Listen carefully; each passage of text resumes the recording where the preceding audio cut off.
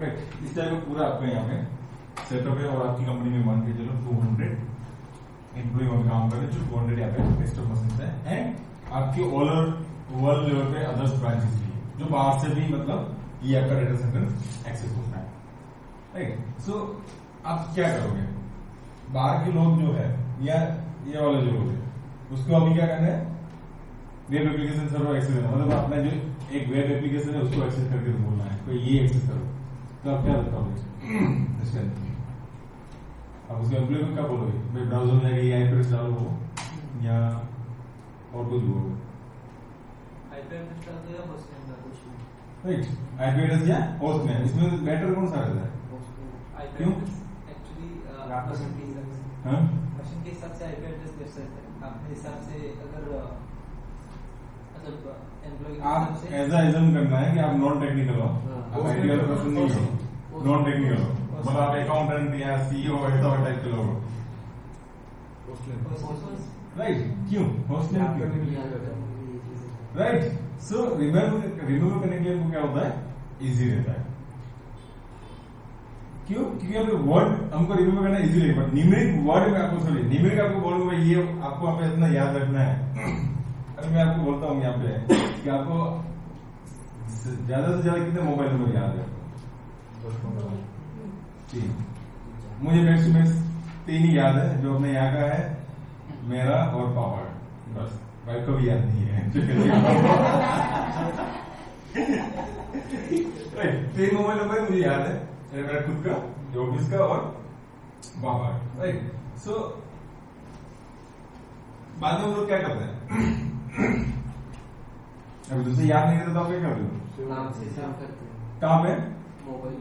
Mobile मतलब कौन सी contact वाली जो एप्लीकेशन रहती है उसके अंदर हम लोग क्या करते हैं, वो मोबाइल नंबर को नाम से हम क्या करते हैं, सेव करते हैं। अभी सपोज मान के चलो आपने क्या किया कि प्रसाद नाम का अपना 2 फ्रेंड है, ठीक है, उसमें एक प्रसाद ने कॉल किया तो आप क्या करते हो, प्रसाद नाम से उसको सेव कर दिया। अभी दूसरे प्रसाद ने कॉल किया तो उसको भी आप प्रसाद नाम से सेव नहीं कर सकते, तो हम क्या करते हैं, उसको आइडेंटिटी थोड़ा चेंज कर देते हैं, प्रसाद 2 या प्रसाद वॉटएवर जो भी हम पुणे या वॉटएवर जो भी है, राइट। तो इस टाइप हम क्या करते हैं, डिफरेंट नाम देकर उसको मोबाइल नंबर सेव करते हैं। जब भी अभी मुझे नेक्स्ट टाइम प्रसाद को मुझे कॉल करना है तो मैं क्या करूंगा, सीधा वो कॉन्टेक्ट लिस्ट में जाऊंगा और वहां पे प्रसाद टाइप करूंगा, क्योंकि प्रसाद मुझे इजीली रिमेम्बर होता है, और उसको मोबाइल नंबर जो भी रहता है वो इजीली रिमेम्बर नहीं रहता है, राइट। पहले वो उस टाइप का नंबर डालने वाले जो फोन पे है उसका डाला ही पड़ता था, राइट। उस टाइम हम क्या मेंटेन करते थे, वो डायरी मेंटेन करते थे, वो एबीसी वाला आता था, उसके नाम के हिसाब से सेव करते थे, उसके बाद जब अपने जरूरत पड़ता था तब हम उसमें से देख के डायल करते थे, राइट। सो आज के टाइम में क्या हुआ, स्मार्ट फोन आ गया, राइट। तो जिसके अंदर हम क्या करते हैं, कॉन्टेक्ट सेव करते हैं। जब मैं प्रसाद को आपको कॉल करता हूँ तो क्या होता है, प्रसाद से मेरा कॉल बाहर जाएगा, उसके नंबर से बाहर जाता है, रिक्वेस्ट, राइट। सो रिक्वेस्ट हो जाती है, बाहर जाती है, उससे नंबर से जाती है। तो नंबर और अपना यहाँ पे आईपी एड्रेस वो क्या होता है, यूनिक रहता है, राइट। सो न्यूमेरिक वर्ड अभी मैंने किसी को बोला भाई आपको ये आईपी एड्रेस रोज डाल के आपको ये एप्लीकेशन एक्सेस करनी है, ठीक है। आज के टाइम में उसमें ब्राउजर के अंदर बुक मार्क ये वगैरह सब कुछ आता है, ठीक है। वन टाइम में सेट करके उसको बोलो यहाँ पे क्लिक करने से एक्सेस हो जाएगा। अभी सपोज मान के चलो आपका डायनेमिक भी अभी आपकी कोई एप्लीकेशन है जो पब्लिक के लिए वो यूज होती है, तो हर एक पब्लिक को ऐसा नहीं बोल सकते ये आईपी एड्रेस डाल कर यूज करो। फेसबुक ऐसे बोल दिया था कि facebook.com नहीं, आप मतलब ये डालो आईपी एड्रेस, कोई लोग यूज करेंगे नहीं, क्योंकि उसको यार आज हम डे बाय डे हम गूगल और फेसबुक इतना यूज करते हैं, अपने आईपी एड्रेस पता नहीं रहता है उनका एड्रेस क्या है, राइट। सो वहां पे क्या होता है कि आज के टाइम पर मुझे यूनिक लेवल पे रहना है तो मुझे आईपी एड्रेस के साथ रहना ही पड़ेगा, पर यस उसको मुझे क्या करना है, इजीली बनाना है, तब हम क्या करते हैं, नेम यूज करते हैं, राइट। तो नेम के अंदर आपके क्या होता है कि आपको इजीली आपके रिमेम्बर हो जाता है, और उसके साथ हम क्या करते हैं, बाइंड करते हैं आईपी एड्रेस के साथ, राइट।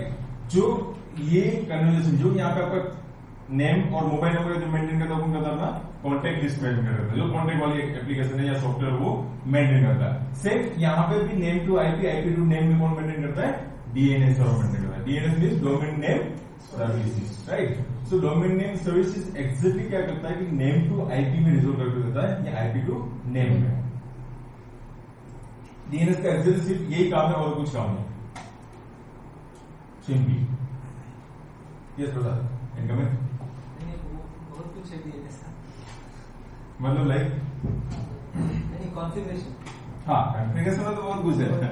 कॉन्फ़िगरेशन जितना करते कम है डीएनएस में, बहुत कुछ उसके अंदर। अभी ऑटोमेशन आपने अपने क्लाउडफ्लेयर का सुना रहेगा नाम, राइट? क्लाउडफ्लेयर डीएनएस के अंदर इतना औसम टूल लेके आया बंदा, तो सही कौन सा जो आज के टाइम पे हम ये करते हैं। कोई अभी सपोज में आपकी कोई एप्लीकेशन है, अभी एप्लीकेशन के अंदर आपको कोई डेमो देना है, आप बोलते हैं आप अपना कंपनी का अकाउंट ओपन करो और कंपनी का अकाउंट ओपन करके आप इसके अंदर टेस्टिंग मारो। तो हम क्या करते हैं जनरली बाद में, वो अभी मेरा क्लाउड के अंदर है, क्लाउड के अंदर 1000 लोग हैं, अभी ये 1000 लोग में कितने तो डोमेन को ये देगा। और ऐसा तो नहीं है सबके पास खुद का डोमेन नेम रहता है, तो वो क्या करता है सब डोमेन बना के देता है। जैसे लाइक मान के चलो cloudapp.com है, तो उसके अंदर क्या करेंगे, आपने अपनी कंपनी का नाम दिया लिनक्स लैब, तो linuxlab.cloudapp.com करके देता है। ये सारा ऑटोमेशन कैसे होता है? वो क्लाउडफ्लेयर में वही सब आता है, वो सब इसमें भी होता है, पर आपको प्रोग्रामिंग वगैरह सब करना होता है। उसमें बहुत सारा मनी में रहता है। लोग क्या करते हैं, इतना नहीं करते, क्लाउडफ्लेयर को अकाउंट ओपन कर लेते हैं और उसके अंदर बहुत सारे से अच्छे टूल्स दे के रखे हुए पब्लिकली। अभी कंपनी के अंदर आपको करना है तो कंपनी के अंदर तो सिंपली आपका सीधा नाम ही रहता है, जो अपना यहाँ पे डीएनएस में डाल के एंट्री डाल देते हैं। बट सपोज आप सर्विस प्रोवाइडर हो, जैसे मान के चलो इमर्सन का कोई एक एप्लीकेशन है डेटा सेंटर रिलेटेड, कोई डेटा सेंटर मैनेजमेंट, भाई आपका सबके डेटा सेंटर अभी इमर्सन मैनेज करेगी, मतलब मॉनिटरिंग करेगी। सो अभी ऐसे आपके पास इमर्सन वाले के पास मतलब हजारों क्लाइंट है, बट एप्लीकेशन आपके पास एक ही है, तो हर एक के लिए आप अलग अलग सर्वर बिठाएंगे नहीं, क्योंकि एक डेटा सेंटर वाला 50 सर्वर है, एक के पास 5000 सर्वर है। 5000 सर्वर के लिए चलो हम अलग से बिठा सकते हैं, क्योंकि अपने पास रेवेन्यू जनरेट होता है। 50 सर्वर वाले को हम अलग से सर्वर बोलेंगे तो वो खर्चा ही नहीं करेगा, वो बोलता ऑलरेडी मेरे यहाँ पे खर्चा इतना हो रहा है, मैं आपको यहाँ पे क्यों इसमें इन्वेस्ट करूँ। तो वो लेवल पे हम लोग क्या करते हैं, उनको एक एप्लीकेशन जो रहती है, एप्लीकेशन के अंदर एक सब डोमेन बना के देते हैं। बैकएंड में आपका क्या होता है, एप्लीकेशन सिंगल ही रहती है, बट अकाउंट मेरा डिफरेंट हो जाता है। और उसके बाद वो अकाउंट के हिसाब से, यूजर नेम के हिसाब से क्या देते हैं, उसको राइट्स देते हैं, भाई इसको यहाँ पे इतना पैकेज में चाहिए, ये पैकेज इसके लिए, ये एंटरप्राइज लेवल वाला है, तो एंटरप्राइज में ये सारे फीचर्स है, तो ये सारे फीचर्स टिक मार के हम दे देते हैं।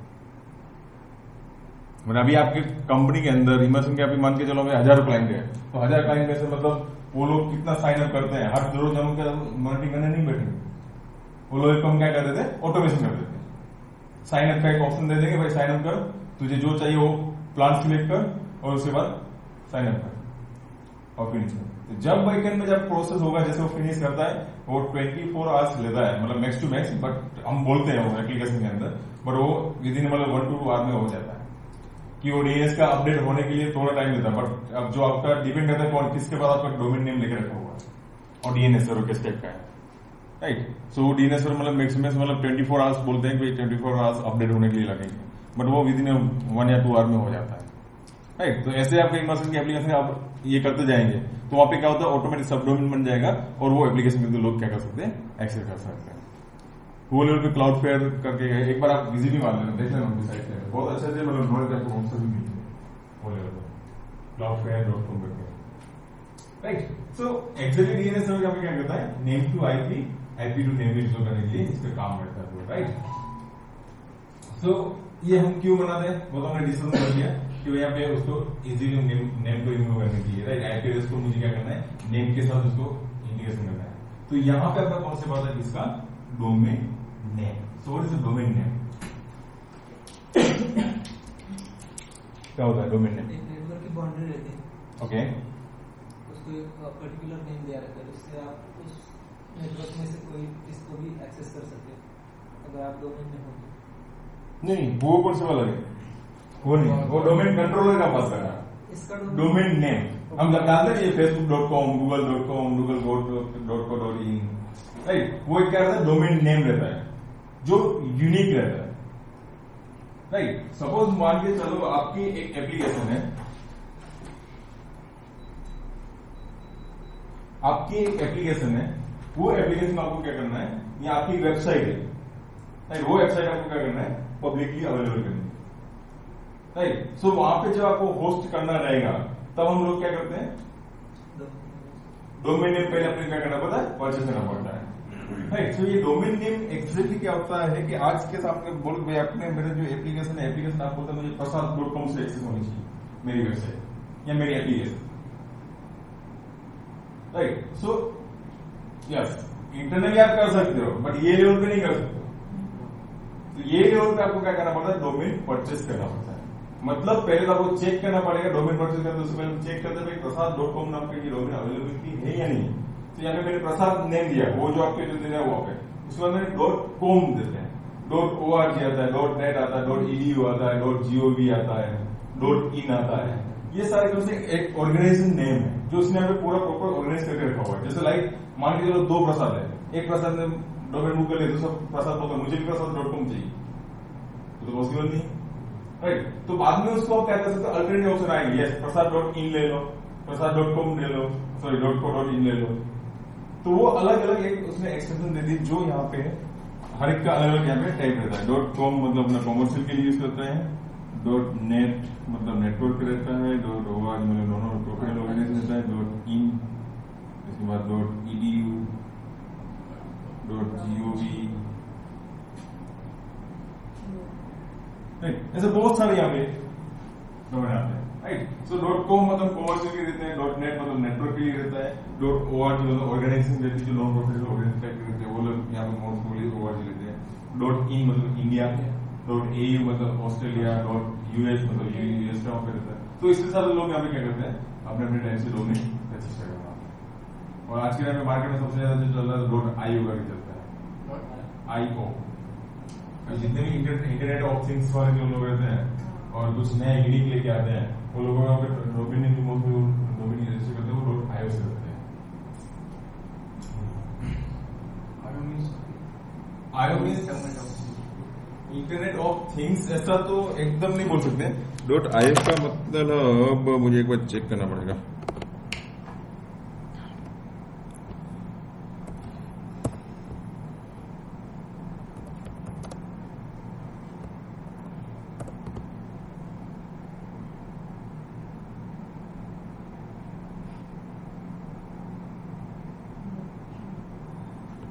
is assigned to British Indian Ocean।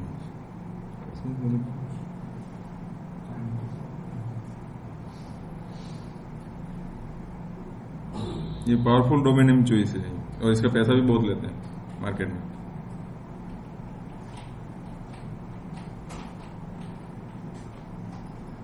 इसमें रीजन भी बताया है, ऐसा कुछ कहीं पर फोटो तो नहीं दिया है। प्रोवाइड कौन करता है डोमेन?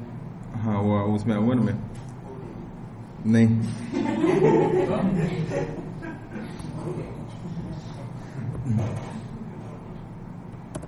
तो एक बार भी रजिस्टर के टाइम पे पैसा लगता है? नहीं, एवरी ईयरली रहता है। आप डिपेंड करता है yearly, 5th year, 1 year, 3 year, yearly जितना आप लेते हो उसके ऊपर रहता है चार्जेस, राइट। सो ठीक है, तो मैं इसको आपको बताता हूँ, मुझे एकदम याद नहीं आ रहा अभी क्वेश्चन क्या है। सो ये जो डोमेन नेम का जो मैं बताया कि अपने यहाँ यूनिक रहता है, इसका पूरा एक ऑर्गेनाइजेशन है जो यूएस बेस्ड कंपनी है जो ये पूरे डोमेन नेम को क्या करती है, मैनेज करती है। सो एग्जैक्टली वो जो ऑर्गेनाइजेशन है वो कौन सी है,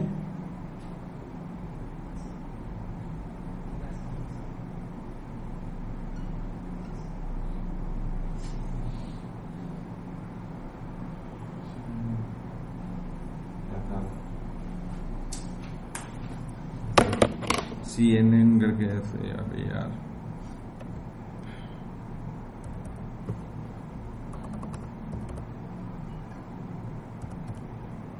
यहाँ से सीधा मिल जाएगा, तो अपने को भी वो सर्च मारना पड़ेगा।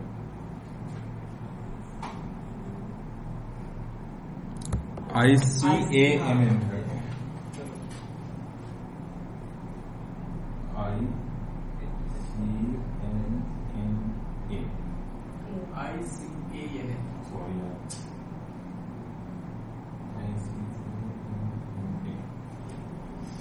राइट। सो ये ऑर्गेनाइजेशन है जो आपके डोमेन नेम को क्या करती है, मैनेज करती है, राइट। सो इसके खुद के सर्वर्स है जिसको हम क्या बोलते हैं, रूट लेवल सर्वर्स बोलते हैं, जो मेन सर्वर रहते हैं। और उसके बाद आपको जब डोमेन परचेस करना रहता है तो आपको क्या करना पड़ेगा, ये डायरेक्ट अपने आपको प्रोवाइड नहीं करेंगे, कौन देगा, इनके जो रिसेलर रहेंगे वो देंगे, जैसे लाइक GoDaddy, Dgrok, उसके बाद जितने भी मतलब मार्केटिंग में अवेलेबल है सब वहां पे क्या करते हैं, वो आपको डोमेन नेम देंगे। तो यहाँ पे क्या होता है, एग्जैक्टली इसके अंदर चैनल पार्टनर सिस्टम होती है, जैसे रिसेलर अकाउंट्स, राइट। तो यहाँ पे ये लोग क्या करते हैं, इनका रिसेलर अकाउंट लेते हैं और उसके बाद ये प्रोवाइडर्स रहते हैं, और रिसेलर का रिसेलर भी रहता है, रिसेलर के एंड यूजर का भी रहता है, राइट। जैसे अपना यहाँ पे हो गया गो डेडी, उसके बाद ऐसा नो डेडी भी है, ऐसे बहुत सारे ऐसे अलग अलग कंपनी है, तो इसके भी खुद के डीएनएस सर्वर रहते हैं। उसके बाद अपने दूसरे डीएनएस सर्वर जो रहते हैं वो किससे रहते हैं, अपने आईएसपी कंपनी है। बट आईएसपी कंपनी यहाँ पे डीएनएस सर्वर मेंटेन तो करती है, बट वहां पे खुद ये रजिस्ट्रेशन सिस्टम उसके पास नहीं रहता है। उसके बाद क्या रहता है, डीएनएस सर्वर का रेप्लिकेशन रहता है यहाँ पे, राइट। सो वो लेवल पे आपको क्या करना पड़ता है, ये कंपनी के पास से आपका एपीएन लेना होता है, एपीआई, राइट। सो एपीआई मतलब क्या होता है, इनकी सर्वर के साथ इसके डीएनएस सर्वर के क्या होता है, इंटीग्रेशन करते हैं पूरा, राइट। जब आप क्या इसके गोडेडी के सर्वर के साथ या किसी के साथ आप रजिस्टर करते हो, वो क्या करते हैं, उनके अंदर नेम अवेलेबिलिटी का चेक करने जाता है, और वहां पे वो चेक करता है प्रसाद.com का डोमेन नेम अवेलेबल है या नहीं, राइट। सो आज के टाइम जैसे गोडेडी ने अपना खुद का बना दिया, बिग रोड ने खुद का बना दिया, और रिलायंस ने अपना खुद का बना दिया, तो वो क्या होगा, कॉन्फ्लिक्ट होगा, राइट। यहाँ पे प्रॉपर मेरा मतलब डोमेन नेम सिस्टम वर्क ही नहीं करेगा अभी किसके डीएनएस होगा। इसलिए हमें ये ICANN की कंपनी है जो उसमें पूरा डोमेन नेम को मैनेजमेंट करती है और वो ही हैंडलिंग करती है, राइट। तो ये लेवल पे क्या होता है, आपका मेन डोमेन का इंफॉर्मेशन रहता है, नहीं। जब आप डोमेन नेम लेते हो, प्रसाद मान के चलो आपने बोला प्रसाद.com, यस ये प्रसाद.com अवेलेबल रहेगा तो बता देगा ये अवेलेबल है, नहीं तो आपको क्या करेगा, सजेस्ट करेगा प्रसाद.com is not already taken, right. उसके बाद आपको .in, .co.in ऐसा कहाँ पे अलग अलग टाइप का सजेस्ट करेंगे, राइट। अभी सपोज मान के आपने प्रसाद.com किया, यस यहाँ पे क्या है, ये अवेलेबल है, तो हम क्या करते हैं, डोमेन को बुक करते हैं, और डोमेन को बुक करने के बाद उसके अंदर सेटिंग करते हैं, मतलब आपको यहाँ पे ईयरली लेना है, 2 ईयर लेना है, 3 ईयर के लिए लेना है, 5 ईयर के लिए लेना है, 10 ईयर के लिए लेना है, तो वो चीजें यस नहीं होगी, इस हिसाब से क्या होगा, पेमेंट का चार्ज ये रहता है, राइट। सो 1 ईयर के लिए लोगे तो 1 ईयर के आपको चार्ज है, उसके बाद आपका नया जब रिन्यू आएगा तो आपको अगेन रिन्यू करना पड़ेगा, राइट। इस तरह से क्या होता है, अलग अलग टाइप के आपको पेमेंट मोड रहते हैं, क्लियर है। जैसे आप अगर पेमेंट वगैरह सब कर देते हो 24 आवर्स के अंदर आपको वो डोमेन के अंदर डोमेन नेम आपका क्या होता है, रियल टाइम पे एक्टिवेट हो जाता है, मतलब इतना प्रोसेस लेता है, बट गोडेडी करते तो थोड़ा फास्ट हो जाता है उसके अंदर। और उसके बाद गोडेडी आपको एक पैनल देती है, जो वो पैनल देती है आपके डीएनएस सर्वर की इंफॉर्मेशन मौजूद है। गोडेडी तो खुद का भी डीएनएस सर्वर पे पैनल में देता है, जो आपके पास डीएनएस सर्वर नहीं है तो आप उनके डीएनएस सर्वर पे अपना सारा सब कुछ कर सकते हो, राइट। सो अभी इसके अंदर एग्जैक्टली प्रोसेस होता कैसे है, अभी सपोज मान के चलो यहाँ पे मैंने क्या किया, ब्राउजर ओपन किया और मैंने प्रसाद.com डाला, राइट। सो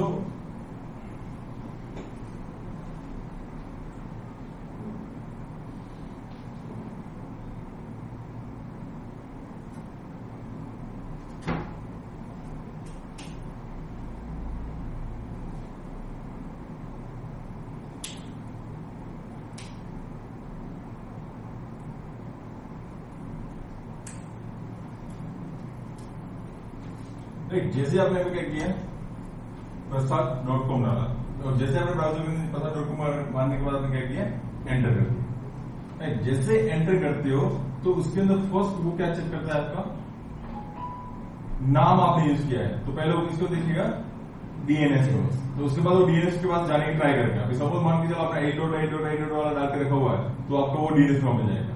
सपोज आपने डीएनएस के अंदर अपना फाइल का आईपी डाल के रखा हुआ है, तो वो क्या करेगा, फायरवॉल का पे जो डीएनएस रहेगा वहां का आएगा, और वहां पे अपना नहीं है तो उसके बाद फायरवॉल के अंदर हम वहां पे डीएनएस फॉरवर्डर के डालते हैं, जो हम क्या मोस्ट प्रोबेबली किसका रहता है, आईएसपी ने जो दिया रहता है डीएनएस वहां पे जाएगा, तो आईएसपी के डीएनएस वहां पे जाएगा, प्रसाद.com नाम का डोमेन नेम ढूंढेगा भाई ये है या नहीं है, राइट। वहां पे नहीं रहेगा तो क्या बोलता देगा, domain host not found,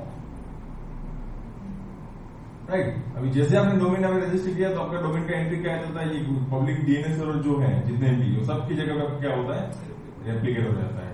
but ISP के डीएनएस सर्वर में आने के लिए थोड़ा टाइम लगता है, बट ये 8.8 वाला लोग सब जो गूगल के डीएनएस सर्वर्स हैं और जो ग्लोबली चलते हैं लोग यूज करते हैं, सबके अंदर ऑन द स्पॉट वाला रेप्लिकेशन मारता है। जैसे यहाँ पे मेरा ये रजिस्टर हुआ, ये रूट क्या करेगा, थ्रो कर देगा जितने भी यहाँ पे नीचे ये सब रूट डीएनएस सर्वर थे वहां पर, राइट। तो जब भी आप फर्स्ट टाइम देखना, जब फर्स्ट टाइम आप मतलब फेसबुक आपने फॉर्मेट किया है, नया लैपटॉप लेके आए और उसके बाद आप एक बार google.com या फेसबुक facebook.com तो फटाफट आ जाता है, बट facebook.com डालते हैं तो फर्स्ट टाइम थोड़ा टाइम लगता है, उसमें नेक्स्ट टाइम जब करते हैं तो फटाफट आ जाता है, राइट। सो एक्जेक्टली जैसे ही आपने प्रसाद.com डाला, अभी प्रसाद.com का मेरा मान के चलो मेरा ये वेब सर्वर है, तो ये क्या करेगा, तो प्रसाद.com ने डोमेन के अंदर प्रसाद ने क्या किया रहेगा, उनका डीएनएस सर्वर का इन्फॉर्मेशन देगा, राइट। तो डीएनएस सर्वर का इन्फॉर्मेशन वो कहां पे देगा, जहां पे उसने डोमेन नेम रजिस्टर किया वहां पे उसको सी पैनल मिलता है, कंट्रोल पैनल मिलता है, वो कंट्रोल पैनल के अंदर क्या करना पड़ता है, अपना डीएनएस सर्वर की इन्फॉर्मेशन उसको देनी पड़ती है। सपोज समझ लो मैंने डीएनएस सर्वर यहां पे बना रखा हुआ है,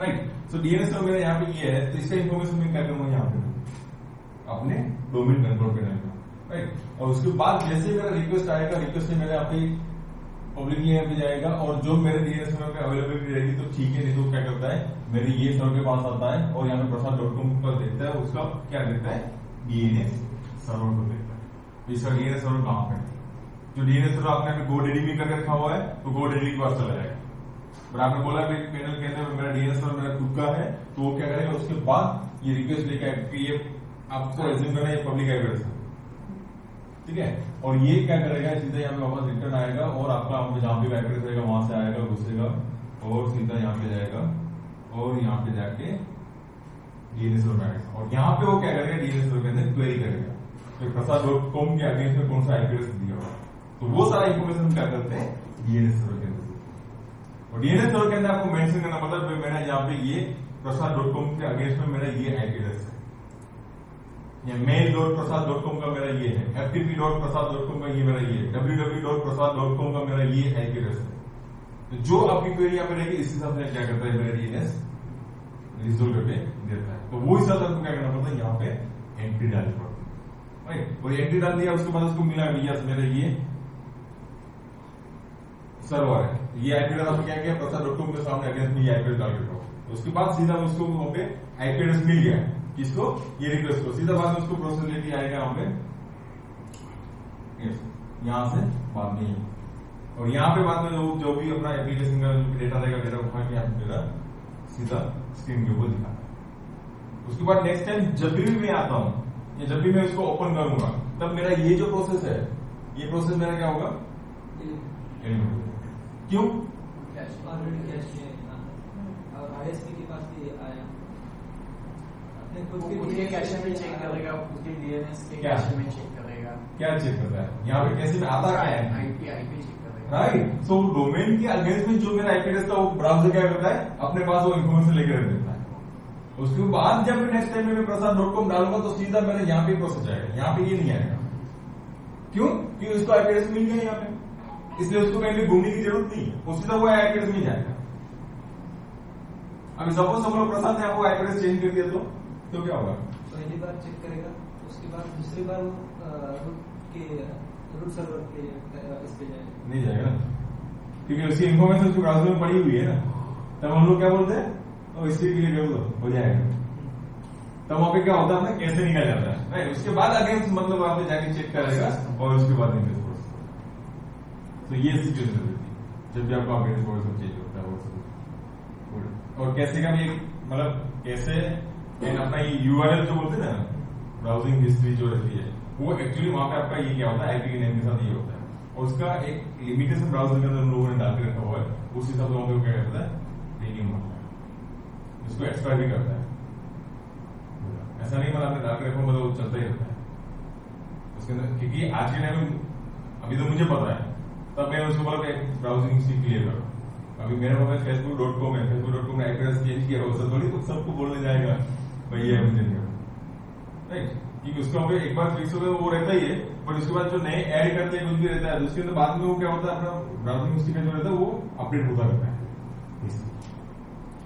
गूगल का देखना, गूगल के जब पिंग मारते हो कभी कभी मतलब मैक्सिमम आपको अलग अलग मिलेंगे कि उसने वो डीएनएस के अंदर एंट्री में डाल के रखा हुआ है, तब अगर ये आईपी काम नहीं करता तो इसमें चला जाना चाहिए, ये आईपी नहीं करता यहाँ पे चला जाना चाहिए, फेसबुक को भी ऐसे ही, राइट, जो आप आज देखेंगे कैसे देखना है वो, राइट, क्लियर है। सो एक्जेक्टली डीएनएस का वर्किंग इस टाइप का ऑपरेट रहता है, राइट। सो डीएनएस की यहाँ पे टाइप्स, एक तो नॉर्मल डीएनएस रहता है जो हम वो नॉर्मल डीएनएस को दो तरीके से यूज करते हैं, एक तो कौन सा प्राइवेटली, दूसरा पब्लिकली, राइट। ये मैंने आपको जो सिनेरियो बताया, ये सिनेरियो में ये डीएनएस कैसा है, पब्लिक है प्राइवेट? पब्लिक है, राइट। और प्राइवेट हम क्यों यूज करते हैं, किस लिए यूज करते हैं, वो आप उसके बारे में भी डिस्कस करेंगे। एंड पब्लिक डीएनएस रहता है। उसके बाद दूसरा कौन सा रहता है अपना, कैसे डीएनएस सर्वर, जो आईएसपी कंपनी मेंटेन करते हैं। उसके बाद तीसरा जो रहता है वो फॉरवर्डिंग डीएनएस सर्वर रहता है। सिर्फ हम डीएनएस बनाते हैं, उसके बाद फॉरवर्डिंग डाल देते हैं, रूट डीएनएस का होता है जो भी, मतलब 8.8 लोग डाल देते हैं, या डिपेंड करता है। Yes, forwarders, only forward. और वो फॉरवर्डर्स मोस्ट प्रोबेबली हम लोग यहाँ पे रिमोट साइट पे भी फॉरवर्डर यूज करते हैं। यस, हम ज्यादा यूज करते हैं। और उसके साथ आपने मल्टीपल ये बना के रखे हुए हैं, डोमेन कंट्रोलर है, उसमें आपने प्राइमरी और सेकेंडरी बना के रखा हुआ है, वहां पे भी हम फॉरवर्ड करवाते हैं कि आपने ऐसा सिनेरियो बना के रखा हुआ है, मेरा प्राइमरी में डाउन हो गया, तो उसके बाद दूसरे यहाँ पे तो हम क्या करते हैं, एंट्री डालते हैं वहां पे, राइट। अभी कुछ डीएनएस सर्वर में मल्टीपल्स रहते हैं, तो मल्टीपल तो कुछ किसकी एंट्री कहीं पे नहीं रहती, तो हम उसको क्या करते हैं, वहां पे फॉरवर्ड मार देते हैं, तू यहाँ पे नहीं, यहाँ पे जाके ले ले पूरा। बट डीएनएस के साथ मल्टीपल एंट्री डाल सकते हैं, पर हम मैक्स टू मैक्स कितना डालते हैं, 2 या 3 डालते हैं, मिनिमम 1 तो हम डालते ही, राइट, जहाँ पे प्राइमरी और सेकेंडरी डीएनएस सर्वर की एंट्री डालते हैं। और तीसरा जो रहता है तो हम वहाँ पे एडवांस में जाके वहाँ पे एंड करते हैं, मोस्टली यहाँ पे हो जाता है, राइट। सो इस तरीके से हम डोमेन डीएनएस सर्वर को कंफ्यूज करते हैं इसके अंदर, राइट। सो मोस्ट प्रोबेबली यहाँ पे लोग क्या करते हैं, प्राइवेट डीएनएस सर्वर जो डोमेन कंट्रोलर मेंटेन करते हैं, तो उनका एक प्राइवेट डीएनएस सर्वर होता है, एंड साथ में वो फॉरवर्डर भी यूज करते हैं। तो इससे फॉरवर्डर से बेनिफिट क्या होता है कि आपका सपोज ये बंदा जो है यहाँ पे जब एक्सेस करेगा तो आपको पहले डीएनएस सर्वर यहाँ पे आएगा, राइट। और यहाँ पे वो जो भी डोमेन नेम उसने डाला, वो डोमेन नेम यहाँ पे पहले क्वेरी मारेगा, इसके अंदर ये डोमेन नेम है, यस रहेगा तो रिजल्ट करके दे देगा। जो नहीं रहेगा तो बाद में क्या करेगा, जो आपने फॉरवर्डर की सेटिंग डाल के रखी हुई है, तो वो क्या करेगा, वो फॉरवर्डर में जो भी आईपी एड्रेस दिया हुआ है, सपोज आपने इसका दिया हुआ है गूगल का डीएनएस सर्वर,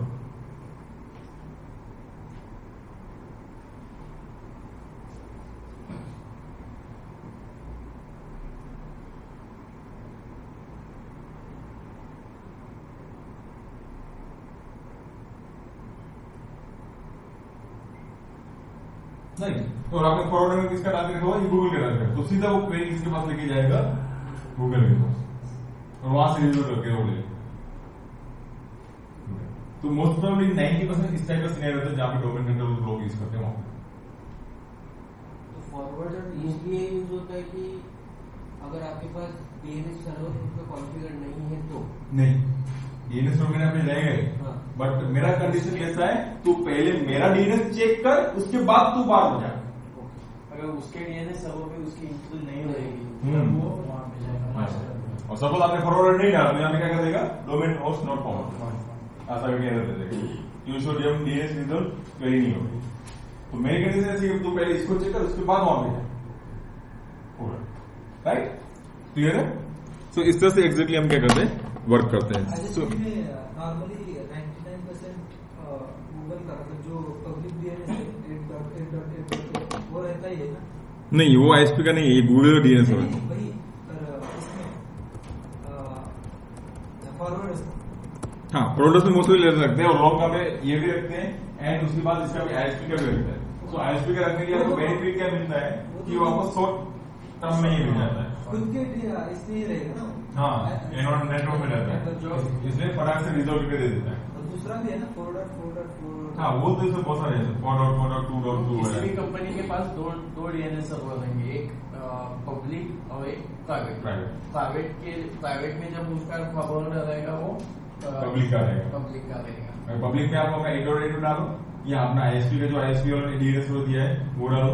और मोस्टली आईएसपी क्या बोलती है, हमारा डीएनएस सर्वर मोस्टली ऐसे बोलती है, बट वो डिपेंड ऑन यू कि आपके ऊपर आपको कैसे डिसीजन लेके आप करते हो। बट दोनों के बीच में एडवांटेज डिसएडवांटेज यही है, और आपको अगर आईएसपी से लोगे तो आपको मतलब क्या फटाक से मतलब ये मिल जाएगा रिलेशन। और आज के टाइम में लोग क्या करते हैं, फाइल के अंदर भी ऐसा कैसे मार देते हैं। यहाँ पे सपोज एक बंदे ने यहाँ पे youtube.com में एक्सेस किया, उसका कैसे क्या होगा, फाइल यहाँ पे आ जाएगा, उसके बाद बार बार यहाँ पे नहीं जाएगा। तो दूसरे बंदे के पास youtube.com नहीं है, तो youtube.com का नहीं वापस यहाँ पे नहीं जाएगा, वो क्या करेगा, यहाँ से ही फाइल ऐसा भी करते हैं। नॉर्मली एंड यूजर का भी कैश रहते हैं ना, और वो हाँ एंड यूजर का रहता है, पर ये अभी आपकी कंपनी के अंदर मतलब मान के चलो 500 लोग काम कर रहे हैं, 500 लोग काम कर रहे हैं, उसके अंदर उसने मतलब पर्टिकुलरली youtube.com किसी ने डाला तो मतलब वो 500 यूजर में तो मतलब 100 यूजर जो youtube.com में जाएंगे तो बार बार क्या करेगा वो, एक बार तो हमें 100 बार रिक्वेस्ट यहाँ पे डालेंगे उसके पब्लिक डीएनएस में, तो फायर में लोग क्या करते हैं यहाँ पे कैसे इनेबल कर देते हैं डीएनएस कैसे, राइट। तो डीएनएस कैसे में क्या होता है, एक बंदे ने यहाँ पे youtube.com किया तो ये फायर क्या करेगा अपने वहां पे कैसे में डाल देगा, तो नेक्स्ट टाइम बाद ये जितने भी लोग हमें एक्सेस करेंगे तब हमको ये पब्लिक डीएनएस में नहीं जाएगा, वो क्या करेंगे यहाँ से फायर रिजॉल्व करके और दे देंगे, तो अभी मेरा परफॉर्मेंस क्या हो जाएगा, फास्ट हो जाएगा। जो भी नया यूजर पहली बार ट्राई करेगा वो पहले फायरवॉल पे जाएगा, क्योंकि उसका रिक्वेस्ट जाएगा फायरवॉल से ही जाएगा, तो फायरवॉल से जाना पड़ेगा, पहले वो कैश में चेक करेगा, बाद में उसके होस्ट फाइल में चेक करेगा, उसके बाद वो लोकल डीएनएस सर्वर के कैश में चेक करेगा, डीएनएस सर्वर पे करेगा, अगर उसके पास नहीं रहेगा डीएनएस सर्वर के पास तो वो डीएनएस सर्वर फायरवॉल के पास फायरवॉल पे जाएगा, और फायरवॉल के अंदर आपने जो डीएनएस सर्वर दिया रहेगा उसके बाद वो डीएनएस में जाके रिजर्व करके देगा, और डीएनएस को भी आपने बोल के रखा है भाई तू भी इसको कैसे करके रख, तो बाद में वो उसके पास रख दे, उसके बाद नेक्स्ट टाइम पे वो पब्लिक में नहीं जाएगा, फायरवॉल रिजर्व करके उसको दे देगा। अगर क्लाइंट को लिमिटेड एक्सेस है तो वो डिपेंड करता है वो डिपेंड करता है वो आपका, हाँ जैसे मेरे को लिमिटेड एक्सेस है, राइट, बाकी वाले को फुल एक्सेस, वो नहीं, वो डिपेंड करता है, वो डीएनएस सर्वर नहीं ब्लॉक करता है, वहाँ पे वो वेब फिल्टर रहता है आपका, थर्ड पार्टी प्रॉक्सी करते हैं, वेबसाइट्स करते हैं, तो उस टाइम पे क्या होता है जब भी तुझे उसका प्रॉक्सी सर्वर का भी एक ये रहता है, उनका कैसे उनके क्या अच्छे होटल है, वहाँ पे जाने के बाद वो पॉलिसी चेक करेंगे कि तुझे इस साइट पे एक्सेस है क्या, अगर है तभी वो भी आगे जाएगी, नहीं तो वहाँ पे क्लोज हो जाएगा एक्सेस। राइट, तो इसका पैकेज जो नेम है वो नेमडी है,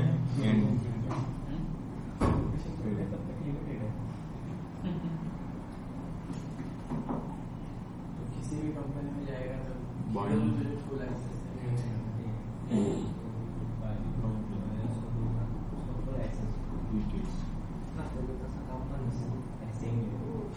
अरे आता तर एवढ्या लेवलला ब्लॉकिंग आलेलं तर कंपनीचे डेटा कार्ड देतात ना, डेटा कार्ड ते सुद्धा तू फुल ऍक्सेस नाही करू शकत, ते सुद्धा ते डीएनएस मधून ब्लॉक होतात, आता आपल्या एका वीक पासून ब्लॉक झाला डेटा कार्ड सुद्धा फुल इंटरनेट ऍक्सेस नाही, अभी वो कौन सा डेटा कार्ड से फुल एक्सेस है, फुल एक्सेस, अभी क्या करते हैं डेटा कार्ड से वीपीएन कनेक्ट करते हैं ना, तो वीपीएन के थ्रू टीनर बना के ये डीएनएस होगा, तो अभी यही कॉन्सेप्ट हम लोग अभी नई एप्लीकेशन डेवलप कर रहे हैं क्लाउड, हमारे यहाँ अभी इसी वीक में इम्प्लीमेंट किया। अच्छा, हम लोगों ने अभी नया एप्लीकेशन अभी अपने जो फायर में यूज किया ऐसे सेम हम अभी अपने क्लाउड डीएनएस बना रहे हैं, जिसके अंदर आपको वहाँ पे आपका पॉलिसी बनाना है, क्लाउड डीएनएस में वहाँ पे पॉलिसी बनाने का आपको ये करना है, उसके बाद आपका जो आईपी एड्रेस रहेगा वो अपना ये क्लाउड का डीएनएस का रहेगा, तो पहले वहाँ पे क्वेरी आपको फुल एक्सेस होते हुए भी आप साइड एक्सेस नहीं कर पाओगे, ऐसा है। राइट, अर्थ कौन से पोर्ट पे वर्क करता है, डीएनएस, ये तो पता ही होना चाहिए यार, यस राइट, 53 पे काम करता है, राइट। ये कॉन्फ फाइल मतलब कन्फ्यूजन फाइल, ठीक है, etc के अंदर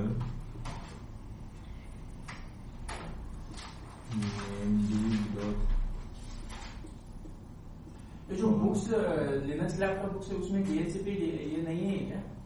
नहीं, डीएचसीपी दूसरी बुक में, मैंने सब बुक्स चेक किए, किधर भी मुझे डीएचसीपी मिला नहीं, मैं आपको दिखाता हूँ क्या, C92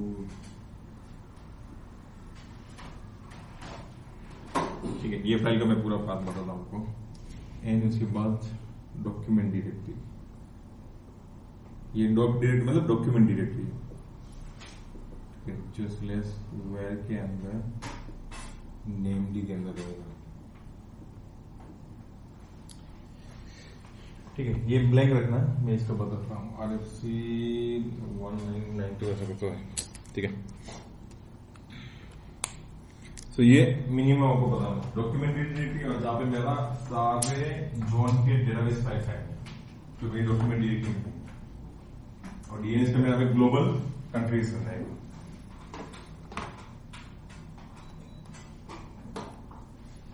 हर सर्विसेज के पीछे डी लगा हुआ है, D which daemon. System D का आगे है ना, हाँ डेमन डेमन हर एक का डेमन मीन्स सर्विसेज प्रोसेस। मुझे लगा वो सिस्टम डी करके नहीं वो डी नहीं है, सिस्टम का भी डेमन खुद करता है, सिस्टम डी, सिस्टम डेमन, ये वही डेमन फर्स्ट रन होता है, उसके बाद ये सारे आगे प्रोसेस होते हैं। डेमन मीन्स अपना प्रोसेस।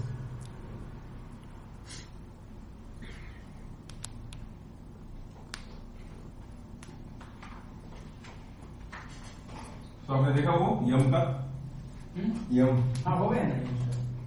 नहीं वो नहीं आपने नहीं वैसे तो- देखा क्या है? हाँ।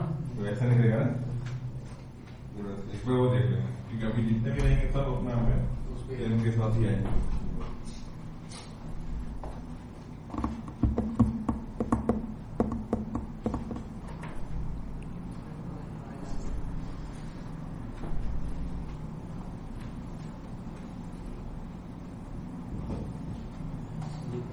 राइट, ये मैं आपको आगे बताता हूँ पूरा फुल बाद में, ठीक है। सो फर्स्ट क्या करेंगे हम, वहां पे अपना होस्ट नेम सेट कर देंगे, ठीक है, प्रॉपर। तो फर्स्ट हम क्या देते हैं, होस्ट नेम में हम दे देते हैं dns.linuxlab.org, ठीक है। इसके बाद इसको परमानेंट करने के लिए यहाँ पे इसमें मैं निकाल देता हूँ मैं dns.linuxlab.org, राइट। इतना करने के बाद मैं यहाँ पे सेकंड, यहाँ पे आपको मैन्युअली आईपी एड्रेस सेट करना है, जो भी आपको डीएनएस सर्वर का आईपी एड्रेस डालना है वो, राइट। सो हमें मैंने 50 दिया है, मैं आईपी एड्रेस का क्या करता हूँ, चेंज कर देता हूँ। मेरा ये वर्चुअल में है तो वर्चुअल में मैं चेंज कर देता हूँ, ठीक है। यहाँ पे मेरा 50 है, 50 की जगह पे मैं डीएनएस सर्वर अपने क्या देता हूँ 56.10 डाल देता हूँ, ठीक है। तो 192.168.56.10 ऐसा मैंने क्या किया, डीएनएस सर्वर का आईपी एड्रेस डाल दिया, राइट। NWQ सब बाहर निकल सिस्टम, कनेक्शन क्लोज कर देता हूँ, system CTL restart network,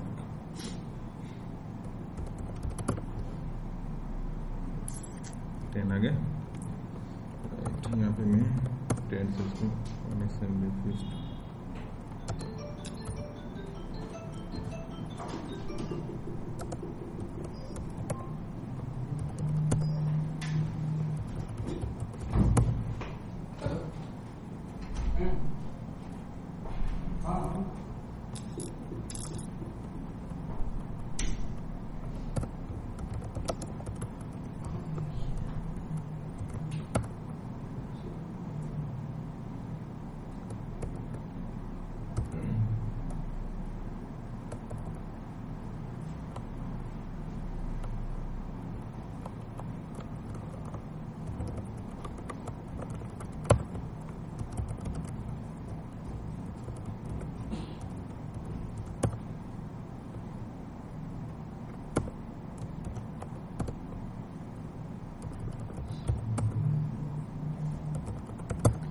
right. So first आपको हमें क्या करना है, सॉफ्टवेयर इंस्टॉल करना है, yum install bind hyphen utils means utilities. So यहाँ पे डीएनएस के रिलेटेड जितने भी यूटिलिटीज रहेंगे सारी के सारी यहाँ पे अपने मिल जाएंगे, right. So by default bind utilities जो है वो ऑलरेडी इंस्टॉल है, बट यहाँ पे वो क्या मार रहा है, उसको अपडेट कर रहा है, राइट। तो यहाँ पे मैं बोलता हूँ यस और यहाँ पे एंटर। ये GUI भी पता है क्या होता है, ये GUI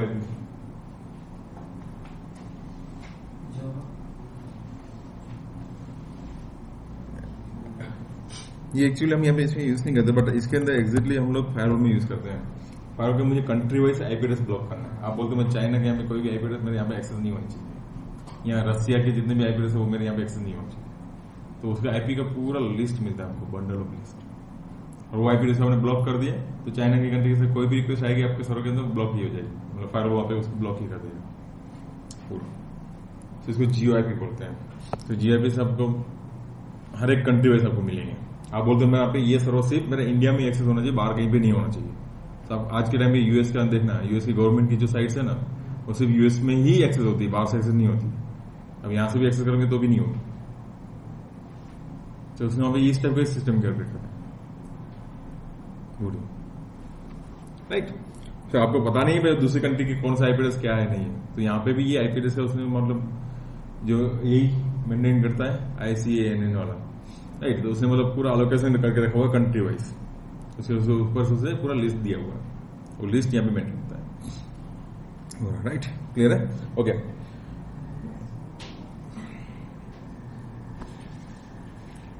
सॉफ्टवेयर इंस्टॉल हो गया। उसके बाद फर्स्ट में करते हैं हम कॉन्फ़िगरेशन फाइल को ओपन करते हैं, vim/etc name.d.auth। ये इनकी कॉन्फ़िगरेशन पहली फाइल है जहां पे हम क्या करेंगे, अभी ग्लोबल सेटिंग करेंगे।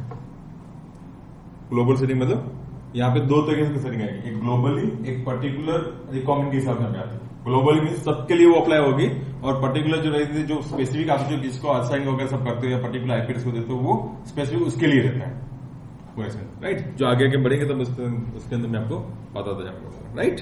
ओके, तो फर्स्ट ये कॉन्फ़िगरेशन फाइल ओपन करना है। ये कॉन्फ़िगरेशन फाइल ओपन करने से आप देखोगे तो यहाँ पे आएगा। सो अभी मेरा जो DNS server listen on port number 53, और अभी ये किसको लिसन कर रहा है, पर्टिकुलर मेरा यहाँ पे लोकल आईपी एड्रेस को लिसन कर रहा है, राइट। अभी सपोज मान के चलो ये पर्टिकुलर लोकल मतलब अभी मैं यहाँ से कुछ भी रिक्वेस्ट यहाँ पे डालूंगा तो यहाँ पे क्वेरी करके रिजोल्व नहीं देगा, क्योंकि अभी मेरे जो 53 नंबर पोर्ट नंबर जो है वो यही आईपी एड्रेस में सिर्फ लिसन हो रहा है। सो अभी मेरा जो भी डीएनएस का सर्वर का आईपी एड्रेस हमने दिया है वो आईपी एड्रेस आपको यहाँ पे डालना पड़ेगा, डीएनएस को बोलना पड़ेगा तो ये आईपी एड्रेस को भी लिसन कर, राइट। सो यहाँ पे हम डाल देते हैं 192.168.56.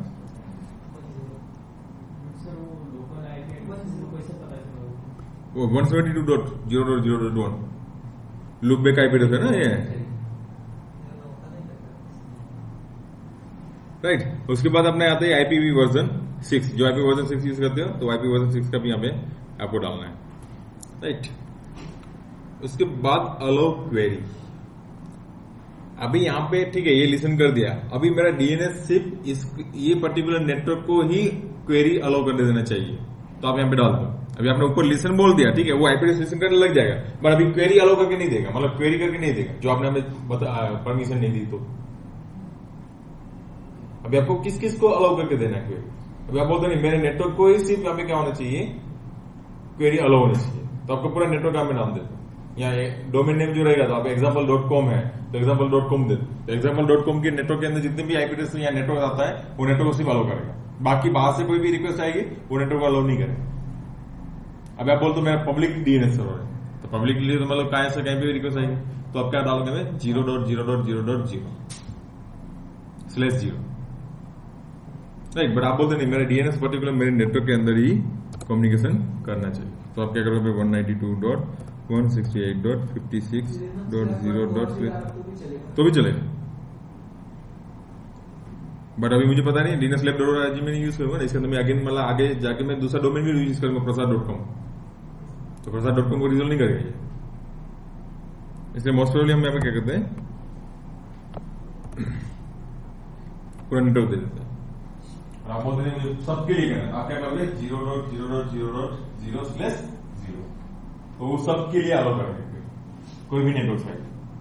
आपकी कंपनी के अंदर पर्टिकुलर 2-3 नेटवर्क यूज करते हो, स्पेस देके दूसरा नेटवर्क डाल दो, स्पेस देके तीसरा नेटवर्क और सबनेट डाल दो। 56.0 क्यों डाला? पूरा नेटवर्क है ना मेरा, नेटवर्क देना अभी 0 से लेके 254 तक सब यहाँ पे आईपी एड्रेस में रिजोल्व करना चाहिए। आप बोलते हैं यहाँ पे मेरा नहीं 192.168.0 से लेके जितने भी जो भी आएंगे वो सब मेरे होने चाहिए, तो ये रहा। अगर सबनेटिंग है तो यही हाँ, यस।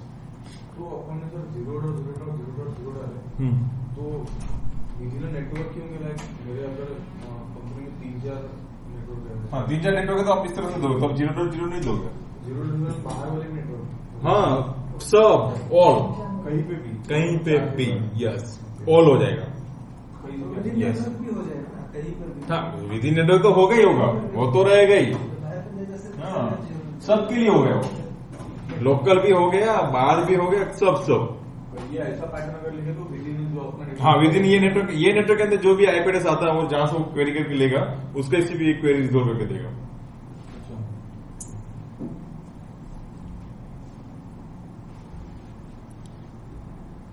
राइट ओके, सो 2 चीज यहाँ पे चेंजेस करना है। उसके बाद अभी हम आएंगे यहाँ पे कहां पे, दूसरी फाइल के अंदर। राइट सो ये जो फाइल का है named.1912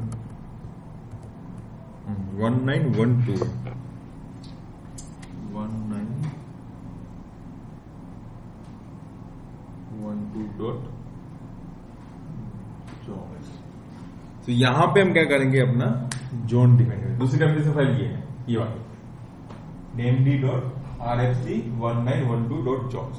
अभी यहाँ पे हर एक डोमेन का जोन्स में डिफाइन करना है। सो यहाँ पे जोन 2 टाइप के आते हैं, एक फॉरवर्ड लुकअप जोन्स आता है, दूसरा रिवर्स लुकअप जोन्स आता है। राइट तो forward lookup zones means name to IP में रिजोल्व करके देगा, रिवर्स लुकअप जोन के अंदर वहां किसकी एंट्री आएगी, आईपी टू नेम में रिजोल्व करके देगा। तो वो जोन का हम क्या करेंगे, यहाँ पे डोमेन वाइज डिफाइन कराएंगे। आप बनाते हैं ना विंडोज के अंदर क्रिएट अ न्यू जोन, तो अभी हम यहाँ पे क्रिएट अ न्यू जोन्स मतलब वो है यहाँ पे। राइट तो ये फाइल मैं ओपन करता हूं। अब ये फाइल के अंदर यहाँ पे बाय डिफॉल्ट यहाँ पे देखो ये लोकल जोन के दिए हुए हैं, लोकल होस्ट के। राइट तो यही एग्जांपल आप उठाओगे। अभी मैं करता हूं 1 2 3 4 5 6 7 7 y। अभी मैं यहाँ पे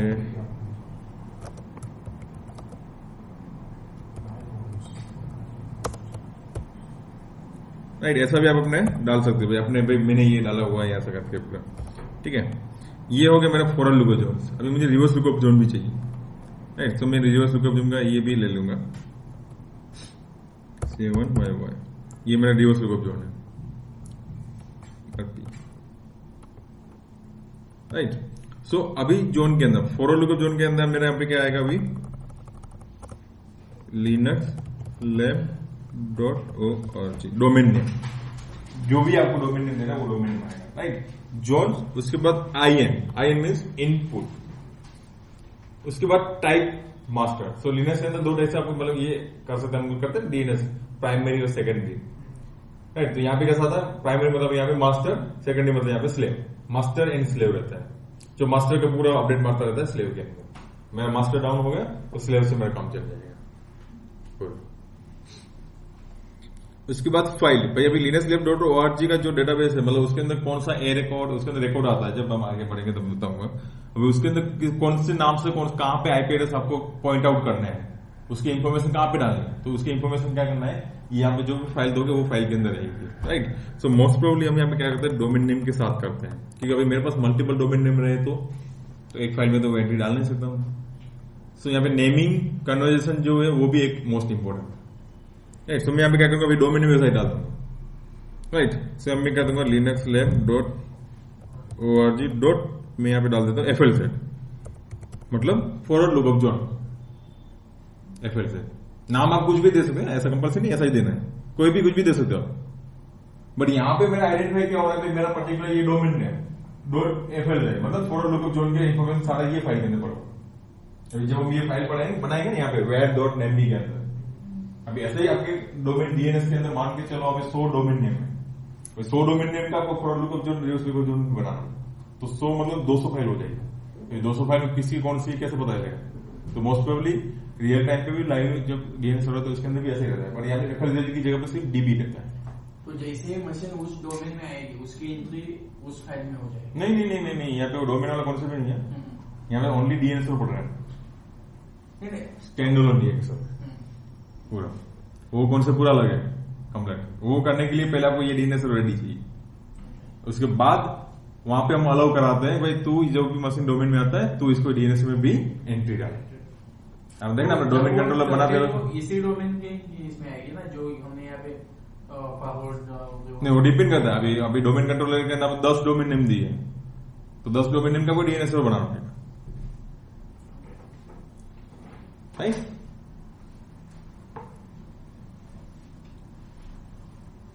क्लियर है? ओके, इसके बाद ये अलाउ अपडेट अपने को भी जरूरत नहीं, मैं निकाल देता हूं। ठीक है, उसके बाद आता है हमारा रिवर्स लुकअप का। रिवर्स लुकअप जो मीन्स अपना आईपी टू नेम में रिजर्व कर देता है। राइट, सो यहां पे आपका रिवर्स आईपी एड्रेस आएगा, मतलब नेटवर्क आएगा। सो अपना रिवर्स नेटवर्क में यहां पे देता हूं 56.168.192। इसके बाद मास्टर रहेगा, और इसका भी हमें रिवर्स लुकअप जोन का भी मेरा पे फाइल आएगा linux lab.org.rsj डालता रिवर्स लुकअप, और ये लाइन को मैं डिलीट करूंगा। ये 3 लाइन मोस्ट इंपोर्टेंट है।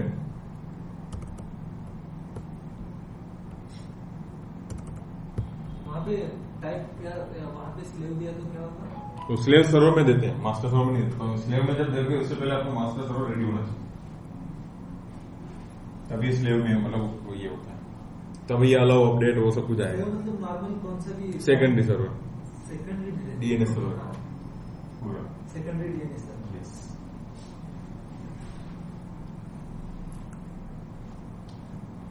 राइट, क्लियर है? इतना होने के बाद मैं डब्ल्यूक्यू से बाहर निकलता हूं। अभी हमको क्या करना है, जोन्स को हमने डिफाइन तो कर दिए, राइट, किसके अगेंस्ट में? linuxlab.org डोमेन के अगेंस्ट में। अभी वो linuxlab.org जो है उसको कौन से आईपी एड्रेस से रिजोल्व कराना है, उसका नेम सर्वर क्या है, वो सब अभी सारा इन्फॉर्मेशन हमको कहां पे डालना है, वो जो हमने नाम दिया कौन सा, linuxlab.org.flz के अंदर और रिवर्स लुकअप जोन के अंदर। राइट, सो वो फाइल आपको कहां पे बनानी है, /where named के अंदर। अभी आपको क्वेश्चन आएगा यहाँ पे क्यों बनानी है, वहां पे बना दिया तो नहीं चलता क्या? क्यों? क्योंकि इसकी इंफॉर्मेशन यहाँ पे दी हुई है, ये ग्लोबल कन्फ्यूजन फाइल के अंदर डायरेक्टरी ये रन यहाँ पे, ये पाथ आप चेंज कर लो तो आपको वहां पे बनाना है जहां पे पाथ चेंज कर जाओ, तो यहाँ पे वो दिया रहता है वो आपको यहाँ पे। राइट, इसलिए आपको हमें कहां पे बनाना है, ये डॉक्यूमेंट डायरेक्टरी जो रहती है वो /where/name, ये चेंज भी कर सकते हो। लिनक्स में ईच एंड एवरी चीज आपको कस्टमाइज करना है, सारा का सारा कर सकते हो आपकी रिक्वायरमेंट के हिसाब से। आप बोलते हो इसकी कन्फ्यूजन फाइल /etc में नहीं, मुझे कहीं और जगह पे चाहिए, वहां पे भी आप कर सकते हो। राइट, ओके, सो अभी मैं ये डायरेक्टरी में आ गया हूं where named के अंदर। राइट, अभी यहाँ पे ls करके मैं देखता हूँ, मुझे यहाँ पे अपने को एग्जाम्पल फाइल यहाँ पे पड़ेगी, ये namd.localhost मतलब ये फॉर लुकअप जोन की एग्जाम्पल फाइल है, और namd.loopback ये मतलब रिवर्स लुकअप जोन की एग्जाम्पल फाइल है। राइट, तो मैं क्या करता हूँ, वो नाम से ये फाइल को कॉपी पेस्ट मार देता हूँ। राइट, तो cp-rvpf सेम परमिशन के साथ इसको कॉपी करना है। इसको जो ग्रुप की परमिशन नहीं मिलेगी तो क्वेरी भी रिजॉल्व करके नहीं लेता है, इसलिए सेम उसका मैं आपको दिखाता हूँ कॉपी करने के बाद। ठीक है, सो namd.localhost इसको हम किसके नाम से लेंगे, linuxlab.org.flz। उसके बाद सेम rlz, यहाँ पे अपना लूप बैक। अब यहाँ पे देखोगे ना, दूसरा कंपलसरी डीएनएस नेमड ही होना चाहिए। तो ये नेमड नहीं रहेगा तो आपका वो रिजोल्व करके फाइल को रेडी नहीं रहेगा, क्योंकि उसको परमिशन नहीं मिलेगी। वो प्रोसेस जो आप क्वेरी करने के लिए, रिजोल्व करने के लिए आएगा वो। इसलिए कंपलसरी इसका हमें फाइल का नेम ग्रुप होना से हमें नेमड होना ही चाहिए। जब आप डीएनएस इंस्टॉल करते हो तभी इसका ग्रुप, हाँ, तभी उसका क्लियर होता है। जब हम पैकेज इंस्टॉल करते हैं उस टाइम पे वो ग्रुप वगैरह सब बनाता है, और ये सारी फाइल तभी आती है। क्लियर है? सो अभी हम क्या करते हैं, फॉरवर्ड लुकअप जोन की फाइल को ओपन करते हैं। So vm/linuxlab.flz forward lookup. अभी यहां पे आता है time to live 1 day. Most probably यहाँ पे 1 डे ही लोग रखते हैं। सो इसका मतलब क्या होता है, टाइम टू लीव मतलब ये डीएनएस सर्वर के अंदर जब आप कोई भी नया एंट्री डालते हो पूरा, सो वो कितने टाइम पे आपका रिफ्रेश होना चाहिए। जैसे बोलते हैं ना, मैंने आपको बताया था भाई डीएनएस का सब डोमेन वो सब डालते हैं 24 आवर्स लेते हैं। राइट, वो इसके यहाँ पे ये रहता है। आप इसको कम कर दो, कम हो जाएगा, उस टाइम पे वो रिफ्रेश होता है। बट डिपेंड करेगा जो आपका डीएनएस का डेटाबेस बहुत ज्यादा है और वो लेवल की आपको क्या करना पड़ेगा, रिसोर्स भी ऐसा पावरफुल होना चाहिए। बहुत सारे लोग यहाँ पे P4 मशीन में भी डीएनएस सर्वर चलाते हैं, चलता है, कोई प्रॉब्लम नहीं है, क्योंकि इसको क्या होता है सिर्फ क्वेरी रिजोल्व करनी, बाकी तो कुछ जरूरत ही नहीं है। उसके बाद मतलब कोई भी डोमेन नेम, उसके बाद IN, तो ये मेरा IN मीन्स इनपुट। उसके बाद ये रिकॉर्ड आता है यहाँ पे start SOA means start of authority, right. ये डोमेन का ये डीएनएस के पास ऑथोरिटी है इसको रिजर्व करने के लिए, वो हम यहाँ पे डालते हैं, राइट। तो हमको क्या करना है, यहाँ पे एट निकाल के अपना डाल देना। तो मैं यहाँ पे डाल देता हूँ dns.linuxlab.org और नेम के लास्ट में बाद में को डॉट डाल दें, तो वो अंडरस्टैंड करेगा। जैसे लास्ट में हमने डॉट डाल दिया तो उसके बाद वो इतना ही है। और उसके बाद यहाँ पे आता है ईमेल आईडी। तो ईमेल आईडी आपका जो भी आपको ये डीएनएस मेल, यहाँ पे लिटरली मेल भी आता है, इसके अंदर कुछ रिलेटेड प्रॉब्लम भी रहता है, राइट। तो आप अपना खुद का जीमेल याहू या जैसा भी कंपनी की ईमेल आईडी है वो आप डाल सकते हो, राइट। सो मैं यहाँ पे डाल देता हूँ admin@linuxlab. सॉरी ये एड्रेस नहीं आएगा, मैंने एड्रेस यहाँ पे, तो यहाँ पे एड्रेस की जगह पे यहाँ पे डॉट आ जाएगा, क्योंकि एड्रेस का यहाँ पे मीनिंग अलग यूज हो रहा है। तो यहाँ पे डॉट की जगह पे वो ईमेल आईडी को यहाँ पे एड्रेस ही लेगा। उसके बाद यहाँ पे आता है सीरियल नंबर, ये refresh time, retrieve, expire and minimum. ये किसके लिए यूज होता है, जब आपका स्लेव सर्वर रहेगा तब। जब आप मास्टर के अंदर कोई चेंजेस करोगे तो सीरियल नंबर को क्या करोगे, आप बढ़ाते जाओगे, तो सीधा आप सीरियल नंबर बढ़ाओगे तो स्लेव सर्वर यहाँ पे देखेगा या सीरियल नंबर दोनों के बीच में डिफरेंट मिलेगा, तो वो फाइल को रीड करेगा, उसके अंदर जो भी नया मिलेगा वो अपने स्लेव में अपडेट मार देगा। उसी टाइम पे यहाँ पे ये रिफ्रेश, रिट्राइव वगैरह सब होते रहते हैं इसके अंदर, राइट। उसके बाद यहाँ पे रिकॉर्ड दूसरा आता है NS record means name server. जो हम यहाँ पे नेम सर्वर डालते हैं वो रिकॉर्ड हम कहाँ पे डालते हैं, अपना जहाँ पे डोमेन नेम बनाया हुआ है, सॉरी डोमेन नेम हमने जहाँ पे लिया हुआ है वो पैनल के अंदर हम ये नेम सर्वर डालते हैं, राइट। सो अभी हम यहाँ पे नेम सर्वर पे यही रखते हैं डीएनएस। अभी बहुत सारी जगह पे आपको मतलब देखने से मिलेगा NS1, NS2 इस टाइप के नेम सर्वर मिलते हैं, राइट। तो वो भी आप बना सकते हैं, पर यहाँ पे हमने क्या किया, डीएनएस नाम दिया, वो डिपेंड ऑन यू। नहीं एलियस नहीं, वो एनएस मतलब नेम सर्वर 1, नेम सर्वर 2 ऐसे टाइप का रहता है। तो नेम सर्वर 1.linuxlab.org दिया है तो मेरा ये सर्वर हो जाएगा, NS2.linuxlab.org होगा तो मेरा स्लेव सर्वर हो जाएगा। ऐसा NS3, NS4 ऐसा करके मतलब लोग NS नाम देते हैं मोस्ट ऑफ, आप देखा जाए तो मतलब, राइट। बट अपने यहाँ हमने कौन सा नाम दिया, डीएनएस दिया। डीएनएस दिया पे NS1 आप दे सकते हो या NS भी दे सकते हो। अभी मैं यहाँ पे जब मेरा ये linuxlab.org जहाँ पे पैनल डोमेन रजिस्टर करके रखा है वहां पे मैं क्या डालूंगा, नेम सर्वर में dns.linuxlab.org बस। और उसके बाद लास्ट में डॉट डाल दें। उसके बाद ये डोमेन नेम का कौन से आईपी एड्रेस से रिजोल्व करा, राइट। तो मुझे मैं खुद के यहाँ पे डोमेन से ऐसे में रिजोल्व कराता हूँ 28.56.10 जो मेरा खुद का डीएनएस सर्वर है। तो यहाँ पे आता है A record means IP sorry name to IP resolve करने के लिए हम कौन सा रिकॉर्ड यूज करते हैं, ए रिकॉर्ड यूज करते हैं। और ये सिंगल ए जो रिकॉर्ड किसके लिए, आईपी वर्जन 4 के लिए। और ये डबल ए जो है ये रिकॉर्ड किसके लिए, आईपी वर्जन 6 के लिए। जो आईपी वर्जन 6 यूज करते हो तो आप ये रिकॉर्ड यूज करोगे, बट हम यूज नहीं करते इसलिए मैं क्या करूंगा यहाँ पे निकाल, राइट। अभी हम यहाँ पे सिंपली डालते हैं। उसके बाद यहाँ पे एक मैंने यहाँ पे दिया, अभी मेरा जो ये आईपी एड्रेस मैंने दिया ये मेरा डोमेन नेम कौन सा, linuxlab.org, उसके अगेंस्ट में ये रिजोल्व हुआ। बट अभी मेरा dns.linuxlab.org उसको भी मुझे रिजोल्व करना पड़ेगा, उसकी भी मुझे क्या करनी पड़ेगी, यहाँ पे ए रिकॉर्ड की एंट्री डालनी पड़ेगी, राइट। सो ये करके यहाँ पे मैं कहता हूँ DNS ए और यहाँ पे एड्रेस आपको डाल देना है 192.168.56.10 बस डीएनएस। उसके बाद वो आगे का जो डोमेन नेम है वहां से ले लेंगे अपने जोन फाइल से, राइट। इतना आपको एंट्री यहाँ पे फॉरवर्ड लूप जरूर करना, ये सिंपल है। उसके बाद हम आगे आएंगे और एंट्री डालेंगे, हाँ वो भी डालेंगे www वाला होगा सब कुछ। वो आईपी वर्जन 6 के लिए।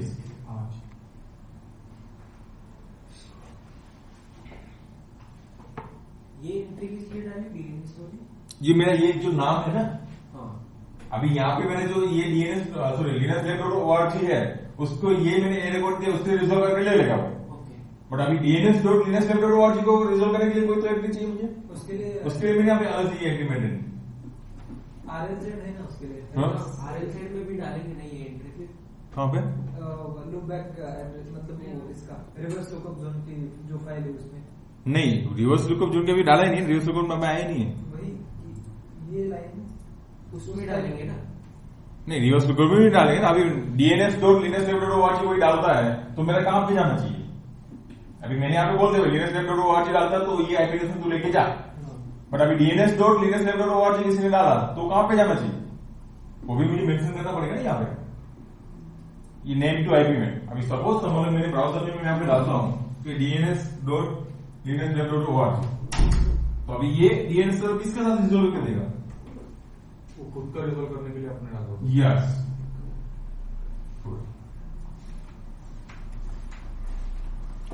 राइट। उसके बाद मैंने एरे कोड भी यहाँ पे ये डाला है। अभी उसके बाद में दूसरे जब अपना वेब सर्वर बनाएंगे तब हम क्या करेंगे, अपना www का रिकॉर्ड डालेंगे, एफटीपी सर्वर बनाएंगे तो एफटीपी का डालेंगे, जब मेल सर्वर बनाएंगे तो मेल का एंट्री डालेंगे। अभी अपने लिए डीएनएस सर्वर ये परमानेंट हो जाएगा, ये डीएनएस सर्वर। उसके बाद आगे के भी जितने भी सर्वर हम लेंगे सबके अंदर डीएनएस में हम आएंगे और उसके अंदर एंट्री डालेंगे पूरी। उस टाइम में एक्सेस मेरा एफटीपी सर्वर से एक्सेस होना चाहिए, FTP dot Linux lab dot ORG से मेरे नाम से एक्सेस होना चाहिए, तब हम उसके अंदर एरे कोड मेंटेन करेंगे। ऐसा मेल सर्वर बनाएंगे तब मेल सर्वर में mail dot Linux lab dot ORG डालेंगे, तब उसको एक्सटेंड करने के लिए एमएस टैग डालेंगे। तो ये अलग अलग टाइप के में देखेंगे, तो उस टाइम में उससे सारा ये एंट्री डालते जाएंगे। और अभी अपना डीएनएस का एंड तक अपना ये रहेगा, रिलेशन रहेगा यहाँ पे। राइट, क्लियर है? ओके, सो अभी मैं कहता हूँ डब्ल्यू से बाहर निकल जाता हूँ। ये डीएनएस वाला समझ में आ गया? ये नेम टू आईपी में अभी रिवर्स वाला जो आप बोल रहे हो वो मैं अभी रिवर्स लुकअप जोन में डालूंगा एंट्री, राइट। तो ये अपना फॉरवर्ड लुकअप जोन का हो गया यहाँ पे सिंबल वाला। और उसके बाद हम क्या करेंगे, अभी RLZ में आएंगे तो सेम यहाँ पे मैं आऊंगा और यहाँ पे वही एंट्री निकाल देंगे, DNS dot Linux lab dot ORG और डॉट। सपोज आपने यहाँ पे इसका option DNS dot Linux dot ORG नहीं दिया था, सिर्फ लिनक्स लैब डॉट ओआरजी दिया था, तो आपको ये एंट्री डालने की जरूरत नहीं पड़ती। कौन सी? डीएनएस वाली जो हमने एंट्री डाली हो, सिर्फ हमने लिनक्स लैब डॉट ओआरजी दिया था तो। बट मैंने वहां पे क्या दिया है, DNS dot Linux lab dot ORG दिया। उसके बाद मैं यहाँ पे क्या करता हूँ, अपना ईमेल है वो सेम ही यहाँ पे रहेगा, admin dot Linux lab dot ORG, ठीक है। उसके बाद यहाँ पे नेम सर्वर के अंदर आएंगे, यहाँ पे हम डाल देंगे DNS dot Linux lab dot ORG dot. उसके बाद यहाँ पे हम डाल देंगे 192.168.0 राइट, ये मुझे भी जरूरत नहीं है। उसके बाद रिवर्स लुकअप जोन में, तो रिवर्स लुकअप जोन में क्या होता है, name to sorry IP to name resolve कर देता है, राइट। तो यहाँ पे अपना उसके अंदर हमको रिवर्स लुकअप जोन के लिए हम कौन सा ये पॉइंटर ये रिकॉर्ड यूज करते हैं, पीटीआर मीन्स पॉइंटर, राइट। तो इससे मैं करता हूं और यहाँ पे मैं डाल देता हूं अपना 10। तो मैंने यहाँ पे 10 क्यों डाला और उसका आगे का कहां से लेगा वो, राइट। तो मैंने यहाँ पे जोन के अंदर जहाँ पे डाला था वहां पे 56 तक, राइट, वहां से वो आगे का ले लेगा। अभी सपोज समझ लो वहां पे मैंने ऐसा डाला था 168.192, तो यहाँ पे मुझे क्या डालना पड़ता, 56.10 ऐसा डालना। उसका आगे का वो क्या करके वहां से ले लेगा। और उसको एक कौन से नाम से आपको रिजर्व करके लेना है, तो मुझे अब किसके नाम से लेना है, DNS dot Linux lab dot ORG. वो पहले SOA जो आपने डाला है ना, वो वहां पे DNS क्यों डाला था? नहीं, वो मेरा ये सर्वर का डाला हुआ है मैंने, स्टार्ट ऑफ ऑथोरिटी, मतलब कौन सा सर्वर। अभी जब मैं अभी कोई दूसरे डोमेन के लिए मैं आऊंगा, मतलब किसको, अभी प्रसाद.com के लिए आऊंगा, तब ये मेरी ये ऊपर वाली एंट्री सेम रहेगी, बस यहाँ पे मेरा ये निकल जाएगा सारा। तो सीधा मैं यहाँ पे प्रसाद.com एरे कोड और उसके बाद सामने आगे पैकेज है वो मैं आपको दिखाता हूँ, राइट, क्लियर है।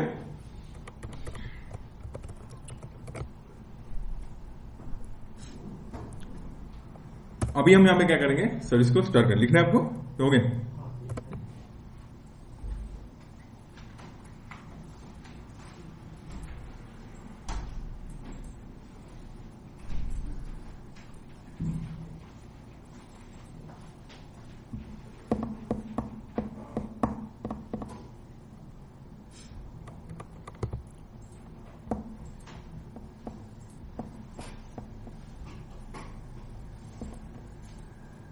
जब आप LF सर्वर बनाओगे उससे पहले ये चाहिए अपने को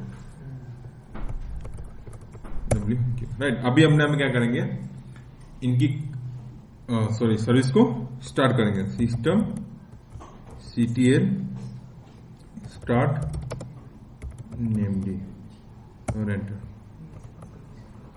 अभी स्टेटस मार के हम एक बार चेक कर लेते हैं right. So all are is good. अगर कोई कॉन्फ़िगरेशन में गड़बड़ हुई तो हाँ, तो यहाँ एरर देता है, बिल्कुल लाइन नंबर के साथ देगा वो एरर। तो ये पर्टिकुलर फाइल के अंदर ये लाइन नंबर पे हमें एरर है राइट। तो यहाँ पे आपका ये कंपल्सरी आना चाहिए और जोन स्लो है अंदर, तो जो एरर रहेगी तो यहाँ पे दिखा देगा वो पर्टिकुलर ये फाइल के अंदर, यहाँ पे ये एरर है राइट। अभी इसके बाद हमको क्या करना पड़ेगा, अपने DNS सर्वर का क्लाइंट बनाना पड़ेगा। किसको, मेरे पर्टिकुलर मशीन को। सो विंडोज के अंदर DNS सर्वर का क्लाइंट कैसे बनाते हैं हम लोग, कहां से बनाते हैं DNS सर्वर का क्लाइंट बनाना है विंडोज को? नॉर्मली उसके DNS ऐड कर दो ना, DNS का IP ऐड कर दो कहां पे, कॉन्फ़िगरेशन में क्लाइंट राइट। मतलब नेटवर्क का जब हम IP एड्रेस देते हैं, इंटरव्यू में ऐसे कन्फ्यूजन करते हैं बहुत सारे लोगों को पता नहीं था, आई डोंट नो ऐसा बोल देते हैं यार। मैंने इंटरव्यू जब ले रहा था 10 से 15 लोगों को यही क्वेश्चन मैंने किया था। सो उसमें से एक बंदा ने पूरा घुमाया था, बाकी किसी ने आंसर नहीं दे पाया यार DNS का क्लाइंट कहां से करते हैं। और एक बंदे ने तो कुछ पूरा DNS सर्वर के अंदर ही पूरा घुमा दिया था उसने, मतलब कुछ भी मतलब उसने बोला। तो मतलब अपने गांव में कैसा, हमको पता ही कि जहां पे हम DNS सर्वर का IP एड्रेस डालते हैं, हमारा वो IP एड्रेस डालते हैं, मतलब क्या होता है वो DNS का क्लाइंट ही बनता है ये राइट। सेम अपने लिनक्स के अंदर भी अपने DNS सर्वर का क्लाइंट बनाया तो VM/etc के अंदर result.com राइट। यहां पे एंट्री डालोगे, यहाँ अदरवाइज दूसरी काम पे डालोगे हम etc के अंदर sys config के अंदर network -scripts के अंदर ifg अपना जो भी ETH 0 या जो भी आपका लगा रहे होगा राइट। यहाँ पे अपना आएगा DNS 1 करके, यहाँ पे आप एंट्री डाल दो 10, वो DNS क्लाइंट बन जाएगा। यस, ये DNS क्लाइंट बन तो जाएगा। इसकी इंटरएक्टिविटी कौन पे ऐड होगी, इसमें DNS सर्वर में? DNS में नहीं होगी ना, DNS क्लाइंट बनने में एग्जैक्टली क्या होगा? हाँ हम लोगों ने ये एंट्री डाल के DNS क्लाइंट बना दिया। Yes correct. एग्जैक्टली क्या बन गया? ये एग्जैक्टली अभी जब भी मैं यहाँ पे पिंग linuxlab.org करूंगा या डोमेन नेम डालूंगा या मेरे ब्राउजर में डोमेन नेम डालूंगा, तो पहले क्या करेगा, ये DNS के पास जाएगा जो हम लोगों ने इसके पहले कॉन्फ़िगर किया। यस, अभी हमने जो कन्फ्यूज किया उसके पास। मगर इस क्लाइंट का भी एक DNS रिकॉर्ड बनेगा ना? इस क्लाइंट का क्या सिग्निफिकेंस, हम लोगों ने जो इसको क्लाइंट बनाया थी DNS 1 डाल के, तो इसका सिग्निफिकेंस क्या है, ये कैसे वर्क करेगा? जैसे अपने आप वही डालते हैं ना, विंडोज के अंदर डालते हैं primary DNS server, secondary DNS server, same यहाँ पे वही किया हमने DNS 1 DNS 2। तो अभी जब भी मैं यहाँ पे कोई भी क्वेरी करूंगा तो फर्स्ट ये मेरे जो भी मैंने IP एड्रेस दिया वो DNS के पास जाएगा, वहां पे जाएगा और वहां पे वो क्वेरी करके लेगा। अगर सपोज इस क्लाइंट को किसी ने नेम से पिंग किया, तो अगर नेम किसी क्लाइंट को नेम से पिंग किया उससे पहले मुझे ये DNS सर्वर का क्या होना चाहिए, रिकॉर्ड होना चाहिए DNS सर्वर के अंदर। हाँ वही तो ना। तो जब हम यहाँ इसको इस क्लाइंट को DNS का ये बना दे, DNS की एंट्री करते हैं, तो इस क्लाइंट के लिए वहां पे एक एंट्री हाँ किया ना हमने DNS नाम से, DNS.linuxlab.org जो दिया वो हमने उसकी एंट्री डाली है बस। नहीं, उस DNS सर्वर में हमने DNS की एंट्री डाली, और अभी इस क्लाइंट ने अपने उस DNS का IP दे दिया। Yes right. तो ये उस DNS से कम्युनिकेट करेगा। करेक्ट। अगर सपोज इस क्लाइंट ने पिंग किया IP होस्ट नेम से, कौन से होस्ट नेम से?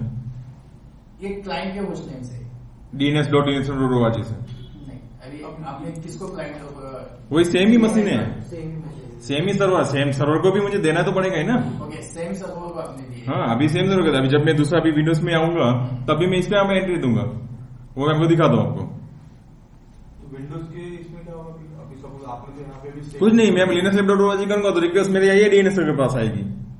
इसके पास ही जाएगी। हाँ क्योंकि आप DNS सर्वर में एंट्री डालते हैं ना हम लोग, विंडोज के होस्टनेम को पिंग करेंगे तो टाइम पे क्या होगा? तो वहाँ पे जो आपका विंडोज का DNS के अंदर एंट्री रहेगा उसका होस्ट नेम का, तो रिजॉल्व करके देगा, नहीं तो हमें डोमेन नोट फाउंड करके बता देगा, होस्ट नोट फाउंड करके, अननोन होस्ट।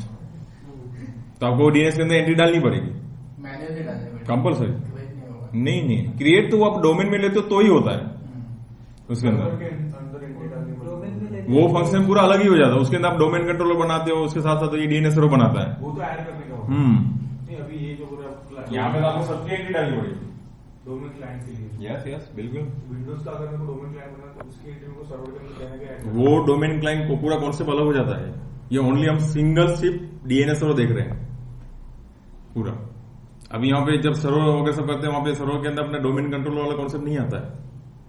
वहां पे अभी मेरे पास ये वेब सर्वर है, फाइल सर्वर है, और मैं मेरे मुझे ये मेरा वेब सर्वर है, मुझे वो एप्लीकेशन को एक्सेस कराना है कौन से नाम से app.dnsserver.org से।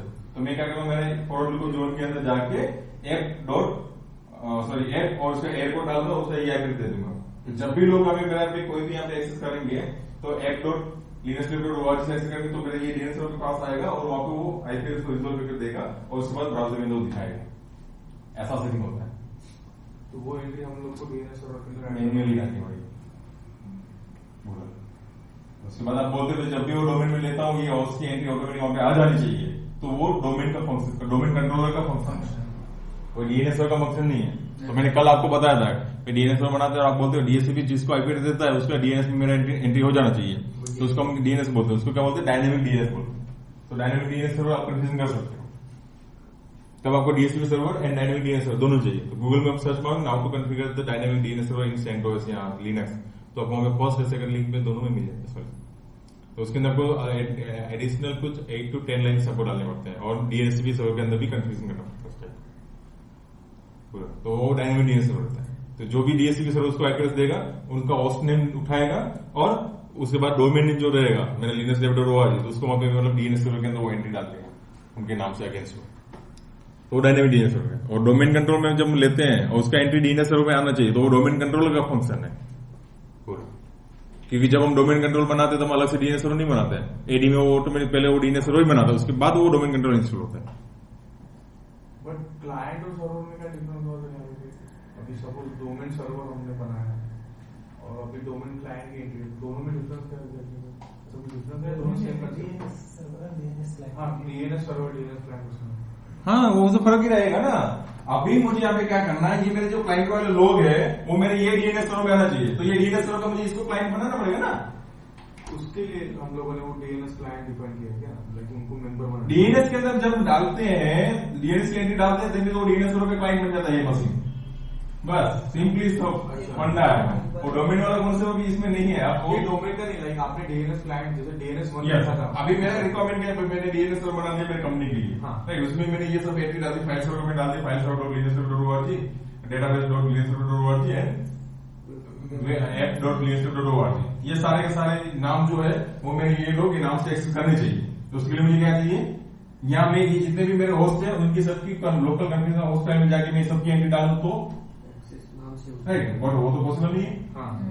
राइट, वो लोग मेरे 200% में कितनी एंट्री डालेंगे। उससे जब मैं क्या करूंगा, डीएनएस सर्वर बनाऊंगा। डीएनएस सर्वर बनाऊंगा। डीएनएस सर्वर बनाने के बाद मुझे क्या करना पड़ेगा, ये जितने भी क्लाइंट्स है उसमें मुझे बोलना पड़ेगा भाई तुझे पहले ये डीएनएस सर्वर क्या पे आ रहा है।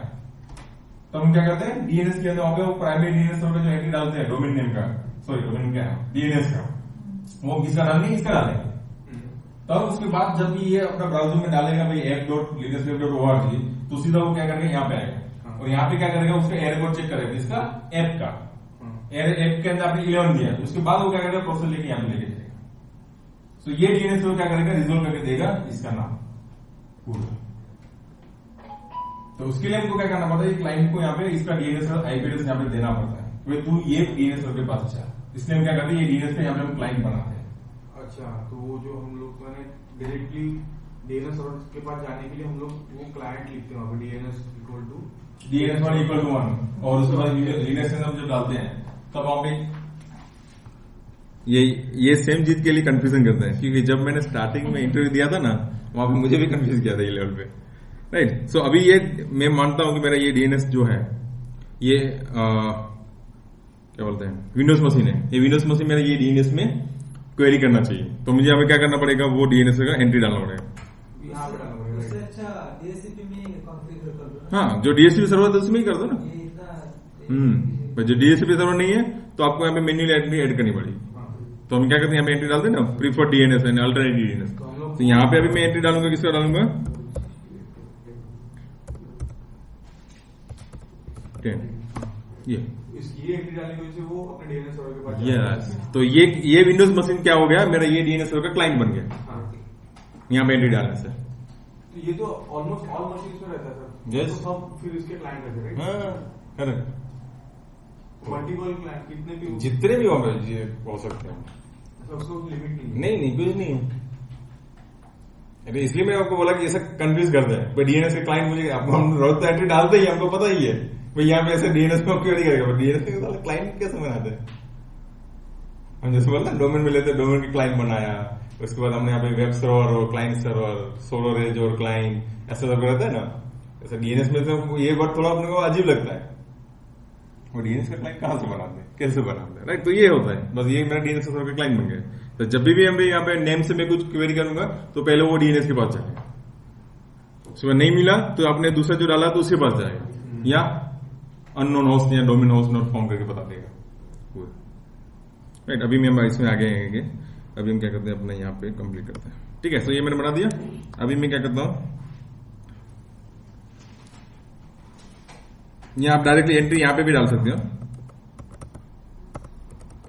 result.com, यहाँ पे भी एंट्री डाल सकते हो, बट यहाँ पे मैंने ये वहां पे हम एंट्री डालेंगे तो यहाँ पे भी ऑटोमेटिक अपडेट हो जाती है, राइट। सो अभी लोग मोस्ट प्रोबेबली प्रीफर करते हैं इंटरफेस वाइज एंट्री।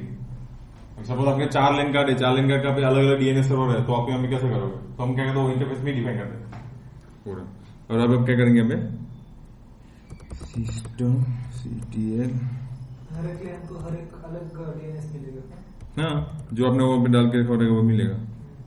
बट जो ये आप यहाँ पे एंट्री चेंजेस करते हो तो ही नेटवर्क नाम की सर्विस रजिस्टर करनी है, बट यहाँ पे result.com में आप डायरेक्टली एंट्री चेंज करते हो तो ये रजिस्टर मारने की जरूरत नहीं है, ठीक है। बहुत सारे लोग मतलब मैंने देखे 3-4 स्टूडेंट को ऐसे देखे थे, मतलब यहाँ पे वो एंट्री डालने के बाद सर्विस रजिस्टर मारते हैं, result.com में एंट्री डालते हैं उसके बाद सर्विस रजिस्टर मारने की जरूरत नहीं है। और आप इंटरफेस के अंदर कुछ चेंजेस करते हो तो ही आपको सर्विस को क्या करना है, रजिस्टर मारना है,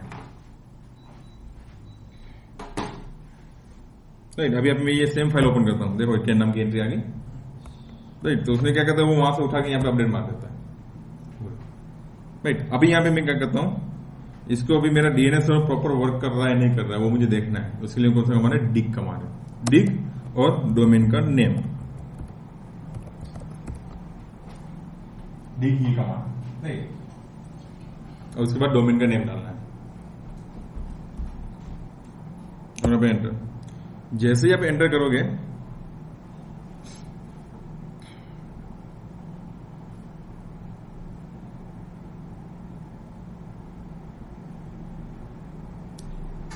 तो आपको यहाँ पे मेन क्वेरी 1, उसने क्वेरी 1 किया, उसके बाद उसे आंसर 1 दिया, ये कंपलसरी आंसर 1 आना चाहिए, और स्टेटस में यहाँ पे जो है ये नो एरर आना चाहिए। ये 2 चीज आएगा देन में आपका डीएनएस सर्वर प्रॉपरली कॉन्फ़िगर हुआ है, राइट। सो यहाँ पे नो एरर मतलब आपका पूरा उसने प्रॉपरली यहाँ पे ले लिया। ये आंसर 1 मतलब हमने क्वेश्चन क्या किया था, linuxlab.org का क्वेश्चन किया था ए रिकॉर्ड में, तो उसने आंसर दिया linuxlab.org, ये हमने 1 डे दिया था इसलिए यहाँ पे ये सेकंड दिया है, एंड IN मतलब इनपुट, एन ए रिकॉर्ड, और कोस्ट क्या यहाँ पे अगेंस्ट में हुआ है वो दिखा। उसके साथ हमें यहाँ पे ये ऑथोरिटी सेक्शन किसके पास है, इसके पास है। जब मैं prasad.com का करूंगा तो ऑथोरिटी यहाँ पे सेक्शन मेरा linuxlab.org ही आएगा। उसके बाद एडिशनल सेक्शन में हमने डीएनएस का एंट्री दिया तो वहां पे उसने दिखा, क्योंकि आईपी एड्रेस उसका भी सेम, राइट। उसके बाद यहाँ पे क्वेरी जो टाइम उसने सेकंड में रिजल्ट किया वो दिखा रहा है, एंड सर्वर, तो मेरा डीएनएस सर्वर यहाँ पे जो है वो वहां पे इसका इंफॉर्मेशन दिखा पूरा, राइट। उसके बाद अभी मुझे क्या करना है, डीएनएस का भी आप देखोगे तो आप क्या करोगे, यहाँ पे डीएनएस डॉट यहाँ पे दिखा, हमने डीएनएस का क्वेरी किया था उसने यहाँ पे ये दिखाया भाई डीएनएस डॉट यहाँ पे इससे आगे। ऐसा ही सेम आप अपना यहाँ पे इसमें करते हैं गूगल में, डिग google.com, राइट। उसने दिखाया ये पूरा लाइव। जैसे यहाँ पे फेसबुक का करोगे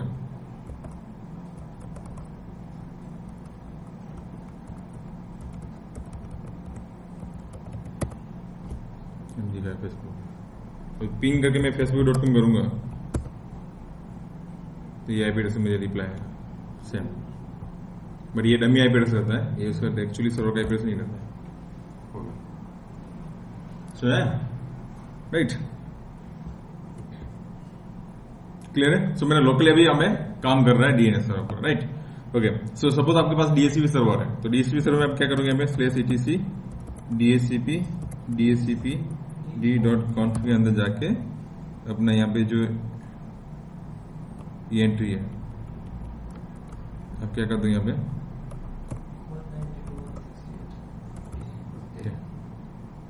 सब आपको दोनों डीएनएस दूसरा डीएनएस सर्वर होता है, तो आप क्या करोगे? 8.8.8 ऐसा डालो, कोमा देना है यहाँ पे। तो ये क्लाइंट साइड में ये दोनों आईपी एड्रेस अपडेट मार देगा। पहले वो मेरे लोकल डीएनएस में आएगा, वहां पे नहीं मिलेगा, तो वहां से सीधा वो 8.8 में चला जाएगा। पर पहली बार यहाँ पे सब एवरी टाइम वो मेरे ये डीएनएस में आएगा पूरा, राइट? उसके बाद यहाँ पे सिस्टम CTL सॉरी सिस्टम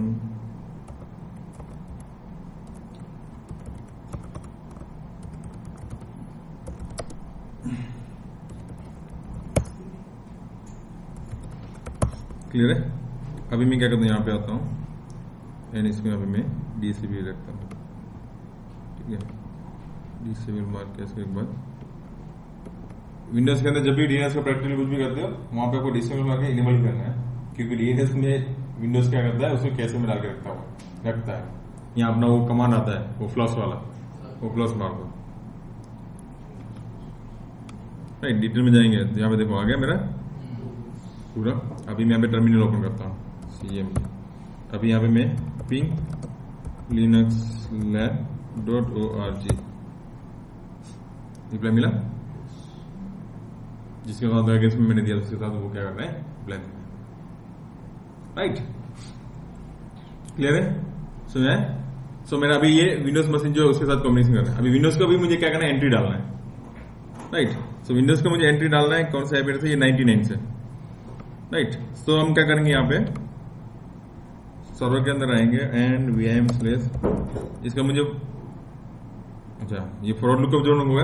अभी मैं रिवर्स का दिखाता हूँ। रिवर्स का आपको देखना है तो यहाँ पे वही same command dig-x option use करना है, उसके बाद आईपी एड्रेस देना है 192.168.56.10।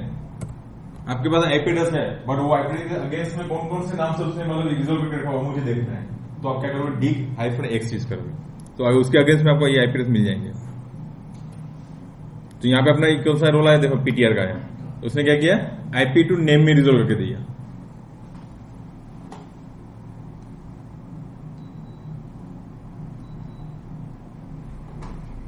आईपी टू नेम में रिजोल्व करके दिया उसने। ये है ना DNS डॉल आ जाएगा। ये रिवर्स में है, वो जो हमने फॉरवर्ड वाला किया तो वहां पे क्या है,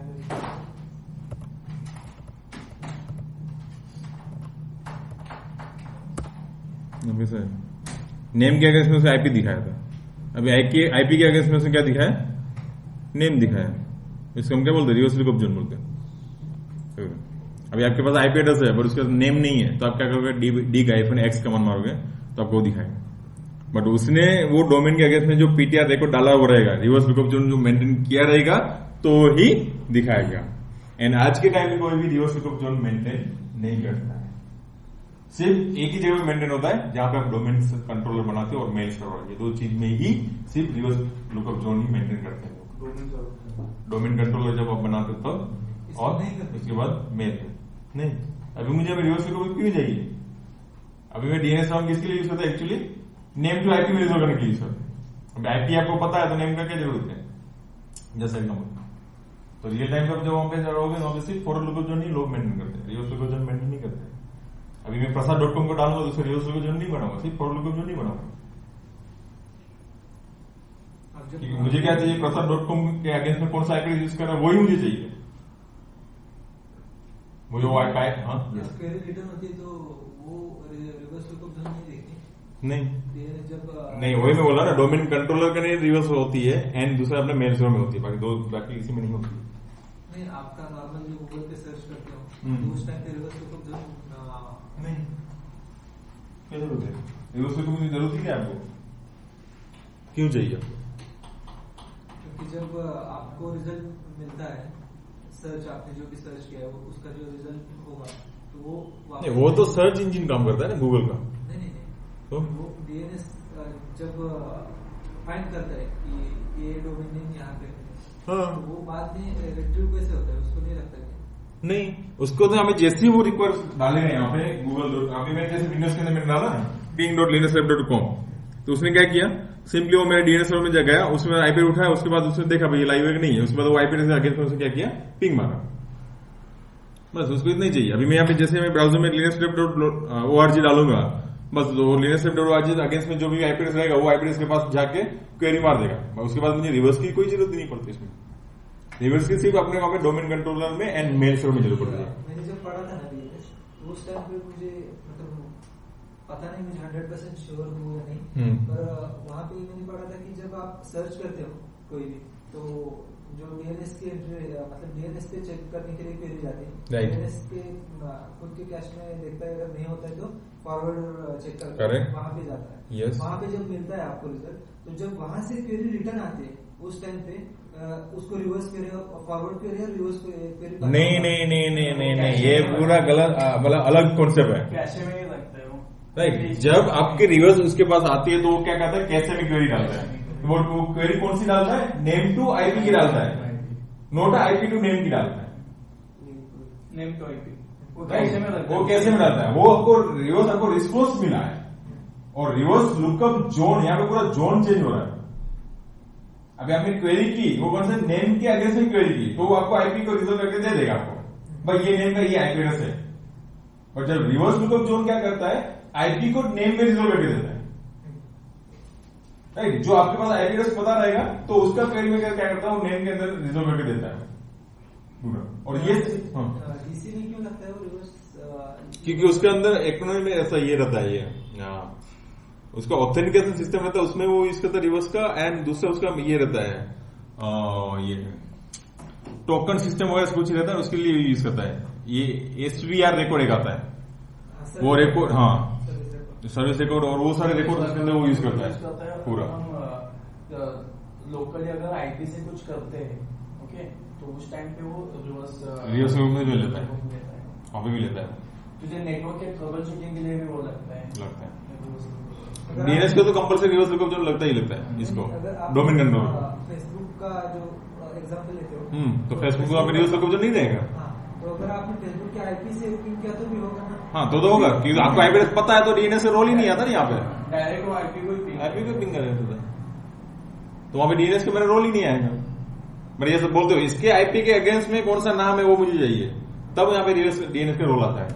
और वहाँ पे उसको जो उसने पीटीआर रिकॉर्ड मतलब रिवर्स लुकअप जो मेंटेन किया रहेगा तो दिखाएगा, अदरवाइज नहीं दिखाएगा। अभी देखते हैं ना इसका फेसबुक ने किया है कि नहीं किया है। क्या होगा, अगर आप आईपी को -1 करके पिंग करेंगे ना, अगर उसका रिकॉर्ड करेक्ट रहेगा तभी वो दिखेगा, जो बोलते हैं उसका।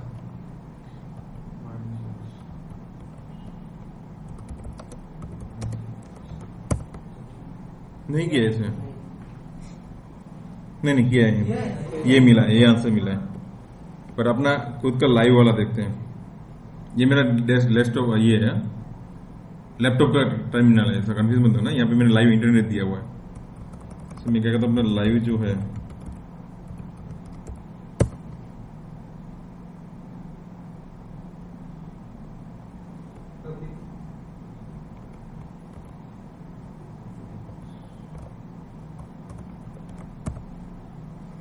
यहाँ पे देखो, मेरे यहाँ पे ये दूसरे से पे आ रहा है, मेरे खुद का नहीं, तो मेरे यहाँ पे रिवर्स लुकअप जोन नहीं, ये मेन जो मेरा सर्वर है उसका है।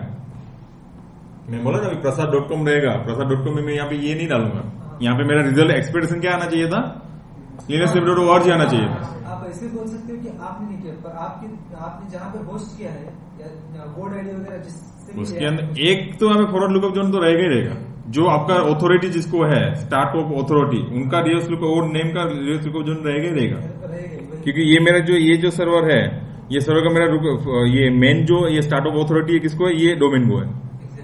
तो उसको तो पता होना चाहिए ना रिवर्स लुकअप जोन, मतलब रिवर्स कैसे करना है, वो उनके खुद के लिए लेगा वो, बाकी अभी ये इसके अंदर हम लोगों ने क्या किया, ये आईपी एड्रेस के अंदर मेरे 100 डोमेन चल रहे हैं, 100 नहीं 130 डोमेन चल रहे हैं।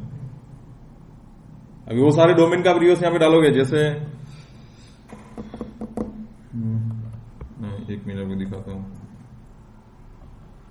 ये जो मेरा है galaxymica.com, ये भी मैं अपने सेम सर्वर में ही है, यहाँ पे वो दिखाएगा बट आईपी एड्रेस सेम ही दिखाएगा। तो ये सबके जो मेरे linuxlab.org है और उसके बाद ये galaxymica.com, ये सबके फॉरवर्ड को जो है रिवर्स को जो नहीं है। तो रिवर्स को जब सिर्फ हमने किसका बनाया, मेन डोमेन का बनाया, जो मैं जिसको स्टार्ट ऑफ ऑथोरिटी है उसको, वो तो कंपल्सरी चाहिए उनको। अभी जब मैं prasad.com डोमेन अभी इसके अंदर डालूंगा तब मैं उसका रिवर्स को जो नहीं बनाऊंगा, क्योंकि मुझे जरूरत ही नहीं है ना उनका, राइट। नहीं सब डोमेन अलग रहता है पूरा, वो कौन से अलग है, क्लियर है। ये सब डोमेन मतलब dns.linux.org दिया ना, उसको हम सब डोमेन बोलते हैं। आपने सब सेम आईपी, हाँ वही तो मैं बोल रहा हूँ ना, वो एक आईपी में मैंने 150 वेबसाइट बना के रखी, होस्ट करके रखी डोमेन, मल्टीपल डोमेन रह सकते हैं। यस बिल्कुल, डोमेन नेम में अलग है ना मेरा। पर अगर मल्टीपल आईपी को मेरा एक डोमेन नहीं दे सकता है ना, मतलब सर आप उसको नेम बेस, ये आईपी बेस वर्चुअल होस्टिंग बोलते हैं। और अभी ये जो हमने करके रखा हुआ है, मैंने क्या किया है, नेम बेस वर्चुअल होस्टिंग करके रखा हुआ, multiple names one IP. Yes. एक ही आईएस पे आपने सारे एप्लीकेशन साइट्स लॉन्च करके रखे हैं। राइट, आईएस नहीं है, मतलब ये लिनक्स का है। लिनक्स का Yes. तो लिंक पे एक ही लिंक पे एक ही सर्वर पे ही, मतलब आप कंपैरिजन आईएस सिंगल आईएस से कर सकते हो। उसके अंदर मैंने 150 करके रखा हुआ है, 150 नहीं 130, सॉरी 130 साइट्स भी ये सर्वर के अंदर चल रही है, ये आईपी पे। तो नॉर्मली अगर आप ये आईपी से साइट डिफॉल्ट साइट तो बना के रखी होगी ना आपने ना, वो तो अभी डिफॉल्ट मेरे ओपन हो जाएगा ना। हाँ। यहाँ पे आप डालोगे ये पे तो मेरे डिफॉल्ट यहाँ पे आ जाएगा। Sorry if you are owner of this website तो प्लीज कॉन्टेक्ट दिस वेबमास्टर। इसके अंदर मैंने आईपी एड्रेस के थ्रू रखा ही नहीं है एक्चुअली, क्योंकि वो और ये सिर्फ हम यूज करते हैं। इंडेक्स पेज ही निकाल दिया होगा ना। सब निकाल दिया। तो यहाँ पे ये सीजे यूज होता है इसमें, सीजे से, तो उसने यहाँ पे डिफॉल्ट सीजे दे दिया, उसके अंदर ये पेज के अंदर मैंने डाल के रखा हुआ, तो पूरा यहाँ पे दिया हुआ है। और इसकी जगह मैं पूरा linuxlab.org में डालूंगा तो ये सीधा मेरे यहाँ पे वेबसाइट में जाएगा। तो वो जो सी पैनल लिखा था सर सबसे बॉटम में, वो क्या था? वो कंट्रोल पैनल होता है उसमें। अच्छा वैसा जैसे GoDaddy पे हम लोगों ने तो वैसा मिलेगा। हाँ नहीं, आपने सी पैनल है तो उनका रहता है अगर आपने लिया है तो रहता है। उसमें क्या क्या कर सकते हैं? जैसे यहाँ पे तो ब्लैंक ही दिख रहा था। कहाँ पे? ये आपके सी पैनल में जो आपने ऊपर किया था। नहीं सी पैनल नहीं था ना यहाँ पे नीचे, ये रहा ना। नहीं बट ऐसा कुछ रहता है कि उसमें जो अपना कंट्रोल पैनल होता है। हाँ आता है ना, आप अपना खुद का भी पेज डाल सकते हो। अभी मैंने यहाँ पे डिफॉल्ट पेज क्या डाला, ये देखो ये डाला हुआ है ना, ये पेज डाल के रखा हुआ। विजुअल स्टूडियो का है ASP से डॉक्यूमेंट ASP से वेबसाइट पे तो सर्वर का बैक ऑन टॉप को राइट, क्लियर है समय है। सो ये इस तरह से हम क्या करते हैं, अपना डीएनएस सर्वर बनाते हैं। अभी डीएनएस सर्वर अपने पे चेकिंग करना है तो इस तरह से आप करोगे। सो दोनों में forward lookup zone and reverse lookup zone दोनों आप देखते हो तो यहाँ पे स्टेटस में नो एरर आना चाहिए और आंसर 1 आना चाहिए कंपल्सरी। अभी मुझे सब डोमेन बनाना है। अभी सपोज मैं बोलता हूँ कि मेरा जब भी यहाँ पे आईपी एड्रेस होता है मैं 11 में जाना चाहिए, कौन सा www.linuxlab.org जो भी हमें डालता है तो मेरा ये आईपी एड्रेस में जाना है। तो आपको क्या करना है, यहाँ पे इनका फॉरवर्ड लुकअप जोन लेना है और यहाँ पे यही लाइन पे मैं कॉपी पेस्ट मारता हूँ YYP एंड यहाँ पे मैं क्या डाल दूंगा www और उसके बाद यहाँ पे मेरा 11 इसमें जाएगा। ऐसा ही सेम अभी ऐप, क्योंकि मेरे यहाँ पे वेबसाइट भी यहीं पे है, मेरे एप्लीकेशन भी यहीं पे है, राइट। तो मैं क्या करूंगा, यही सेम वहीं पे करूंगा और यहाँ पे मैं क्या डाल दूंगा ऐप। ऐसे मेरा पे FTP सर्वर है दूसरा वाला, तो मैं यहाँ पे क्या डालूंगा ये FTP और उसके बाद मेरे यहाँ पे IP जो है वो 13। तो जब भी मेरा यहाँ पे से कोई भी लोग ftp.linuxlab.org से करेंगे तो पहले डीएनएस के पास जाएंगे, तो डीएनएस क्या बोलेगा, भाई ये नेम का ये आईपी एड्रेस है, उसके बाद वो क्वेरी मेरे ये आईपी एड्रेस में लेके जाएगा। अब इसकी मैं रिवर्स एंट्री नहीं डालूंगा, इसकी मुझे जरूरत ही नहीं है इसको। ये हो गया अपने सब डोमेन। बट सपोज मान के चलो आपका यहाँ पे ये जो मेरा है ये एप और www, राइट, ये मेरे दोनों सेम सर्वर में चल रहे हैं, मतलब जहां पे मेरा डीएनएस सर्वर है वहीं पे ही मेरा क्या चल रहा है, ये भी चल रहा है। तब यहाँ पे हाँ नहीं, सेम एपी में यहाँ पे ये एरर को डिफाइन नहीं करूंगा क्योंकि मैं एरर को ऑलरेडी वहां पे डिफाइन है। तो यहाँ पे मैं क्या डाल दूंगा, सी नेम डालूंगा। यहाँ पे सी नेम रिकॉर्ड यूज करूंगा, C name means canonical name, right. और यहाँ पे मैं डाल दूंगा linuxlab.org। तो linuxlab.org का जो रहेगा वो यहाँ पे आईपी एड्रेस लिखेगा। इसलिए आपको google.com डाला तो भी चलता है और www.google.com डाला तो भी चलता है, वही सेम, मतलब वो सेम सर्वर में ही पॉइंट आउट होगा। तो यहाँ पे भी हम वही करेंगे, सी नेम डालेंगे।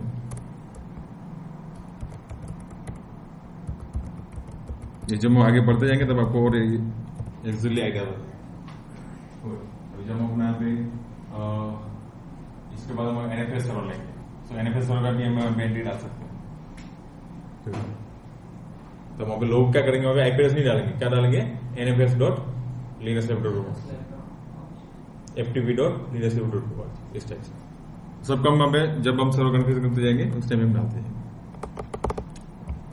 राइट। अभी मुझे यहाँ पे क्या करना है, दूसरा डोमेन एक prasad.com करके, उसको भी मुझे क्या करना है, यहाँ पे होस्ट करना है ये डीएनएस सर्वर के अंदर, राइट। तो आपको हमें क्या करना है, फर्स्ट उनकी अपनी जोन फाइल्स prasad.com डोमेन का मुझे क्या करना पड़ेगा, पहले जोन डिफाइन करना पड़ेगा, राइट। सो मैं क्या करूँ, जोन डिफाइन हम कहाँ पे कराते हैं, named.rfc 192.1 जोन इसके अंदर, राइट। ये आप हमें named.conf में भी करा सकते हो, ऐसा कोई कंपल्सरी नहीं कि यहाँ पे ही करना है। अब ये named.conf में भी कर सकते हो, बट वहां पे आपको जो याद है तो सीधा टाइप करके डाल दो। बट यहाँ पे आपको क्या मिलेगा, एग्जाम्पल मिलेंगे। तो मैं क्या करूँ, यहाँ पे ये 3 लाइन जो है 1 2 3 4 5 5 YY नीचे जाके मैं पेस्ट कर दूंगा। अब यहाँ पे जहाँ पे linuxlab.org दिया है उनकी जगह मैं क्या डाल दूंगा, prasad.com। और यहाँ पे मैं भी इसका फॉरवर्ड लोकेशन इतना ही करूंगा, prasad.com.fs, बस इतना ही। ये करने के बाद मैं डब्ल्यू से बाहर निकल जाता हूँ और यहाँ पे cd where named के अंदर में आएंगे एंड यहाँ पे एलएस करके देखेंगे, यहाँ पे अपना एक है cp-rb pf linuxlab.org flz prasad.com.flz,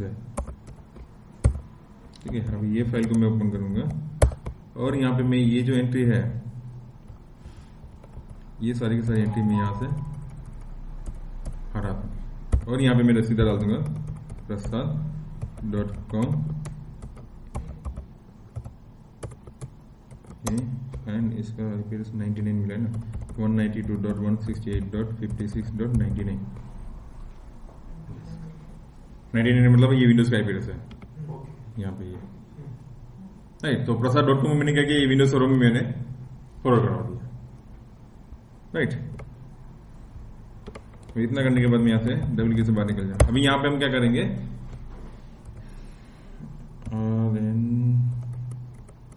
RNDC ये कमांड और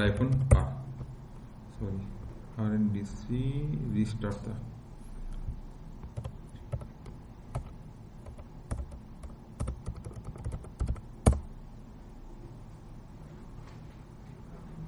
रिस्टार्ट तो भाई दिया तो है, ठीक है। हम अपना सिंपल वही लेते, सिस्टम ctl reload named, ठीक है। सो अभी हम क्या करते हैं,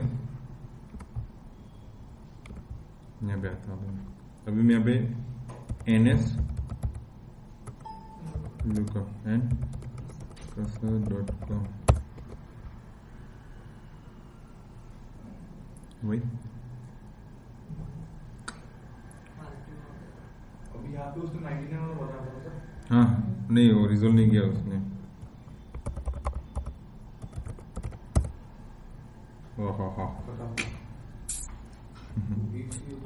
क्या दिया भाई, यहाँ पे इसने बताया है फेल में कहाँ पे बताया उसने, ये जोन में Prasad .in has no NS record. Oh sorry,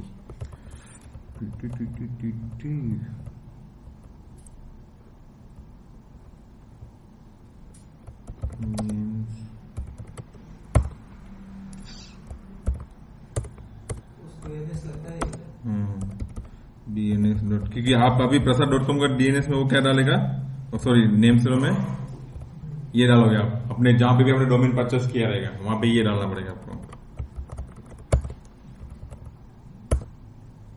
ठीक है।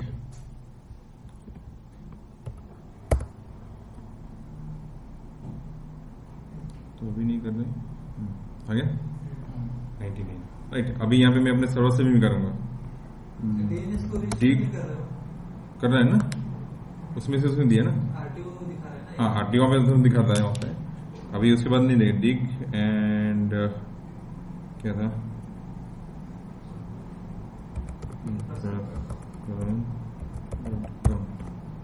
देखो अभी ये 99 में रिजॉल्व कर दिया, राइट। सो उसका इसमें क्वेश्चन किया और ऑथोरिटी यहाँ पे प्रसाद.com किसको है, NS रिकॉर्ड यहाँ पे दिखा रहे हैं DNS.linuxlab.org। अभी यहाँ से मैं पिंग करके प्रसाद.com करूंगा तो रिप्लाई आएगा। जैसे मैं यहाँ पे इसको डिसेबल मार देता हूँ, पिंग जाएगा, गया।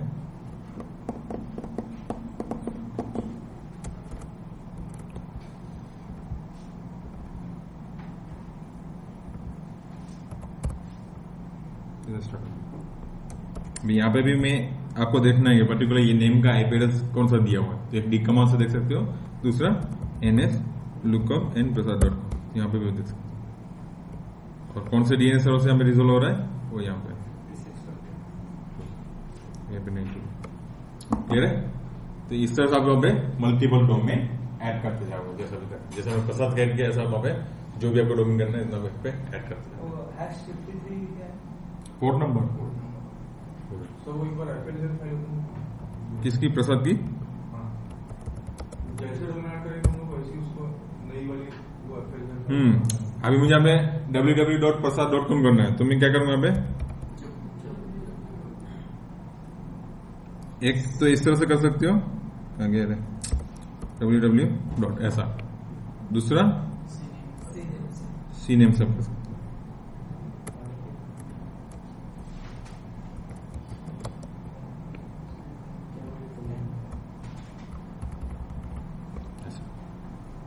यहाँ पे डॉट आ गया,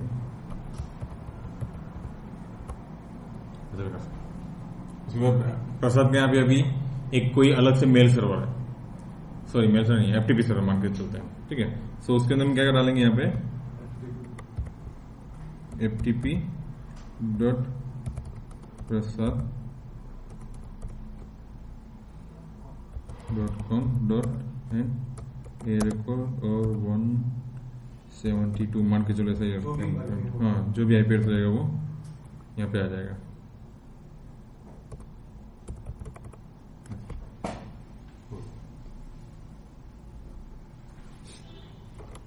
नेक्स्ट, तो अभी प्रसाद के रिलेटेड जो भी मुझे अपडेट मांगना है या प्रसाद को रिक्वेस्ट देता है मुझे ये भी सब डोमेन चाहिए, तो आप क्या करोगे, उनकी पोर्टल को जोन में आके ये आईपी सेटिंग्स में ये डाल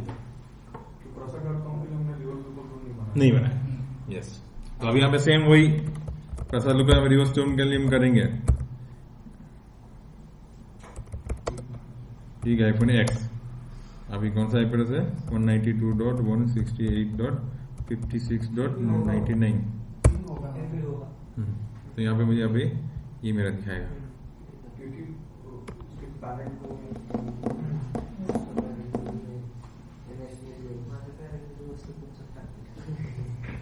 यहाँ पे देखो उसने आंसर नहीं दिया, आंसर क्या दिखाया उसने, 0 दिखाया, इससे मतलब उसका मैंने रिवर्स रिकॉग्निशन किया ही नहीं, इसने वाई पे सके उसे नहीं दिखा। वैसे तो मास्टर को रिवर्स लुकअप जोन लगता है, ऐसे जो डोमेन बनाते हैं उसको रिवर्स नहीं, जरूरत ही नहीं, लगता ही नहीं।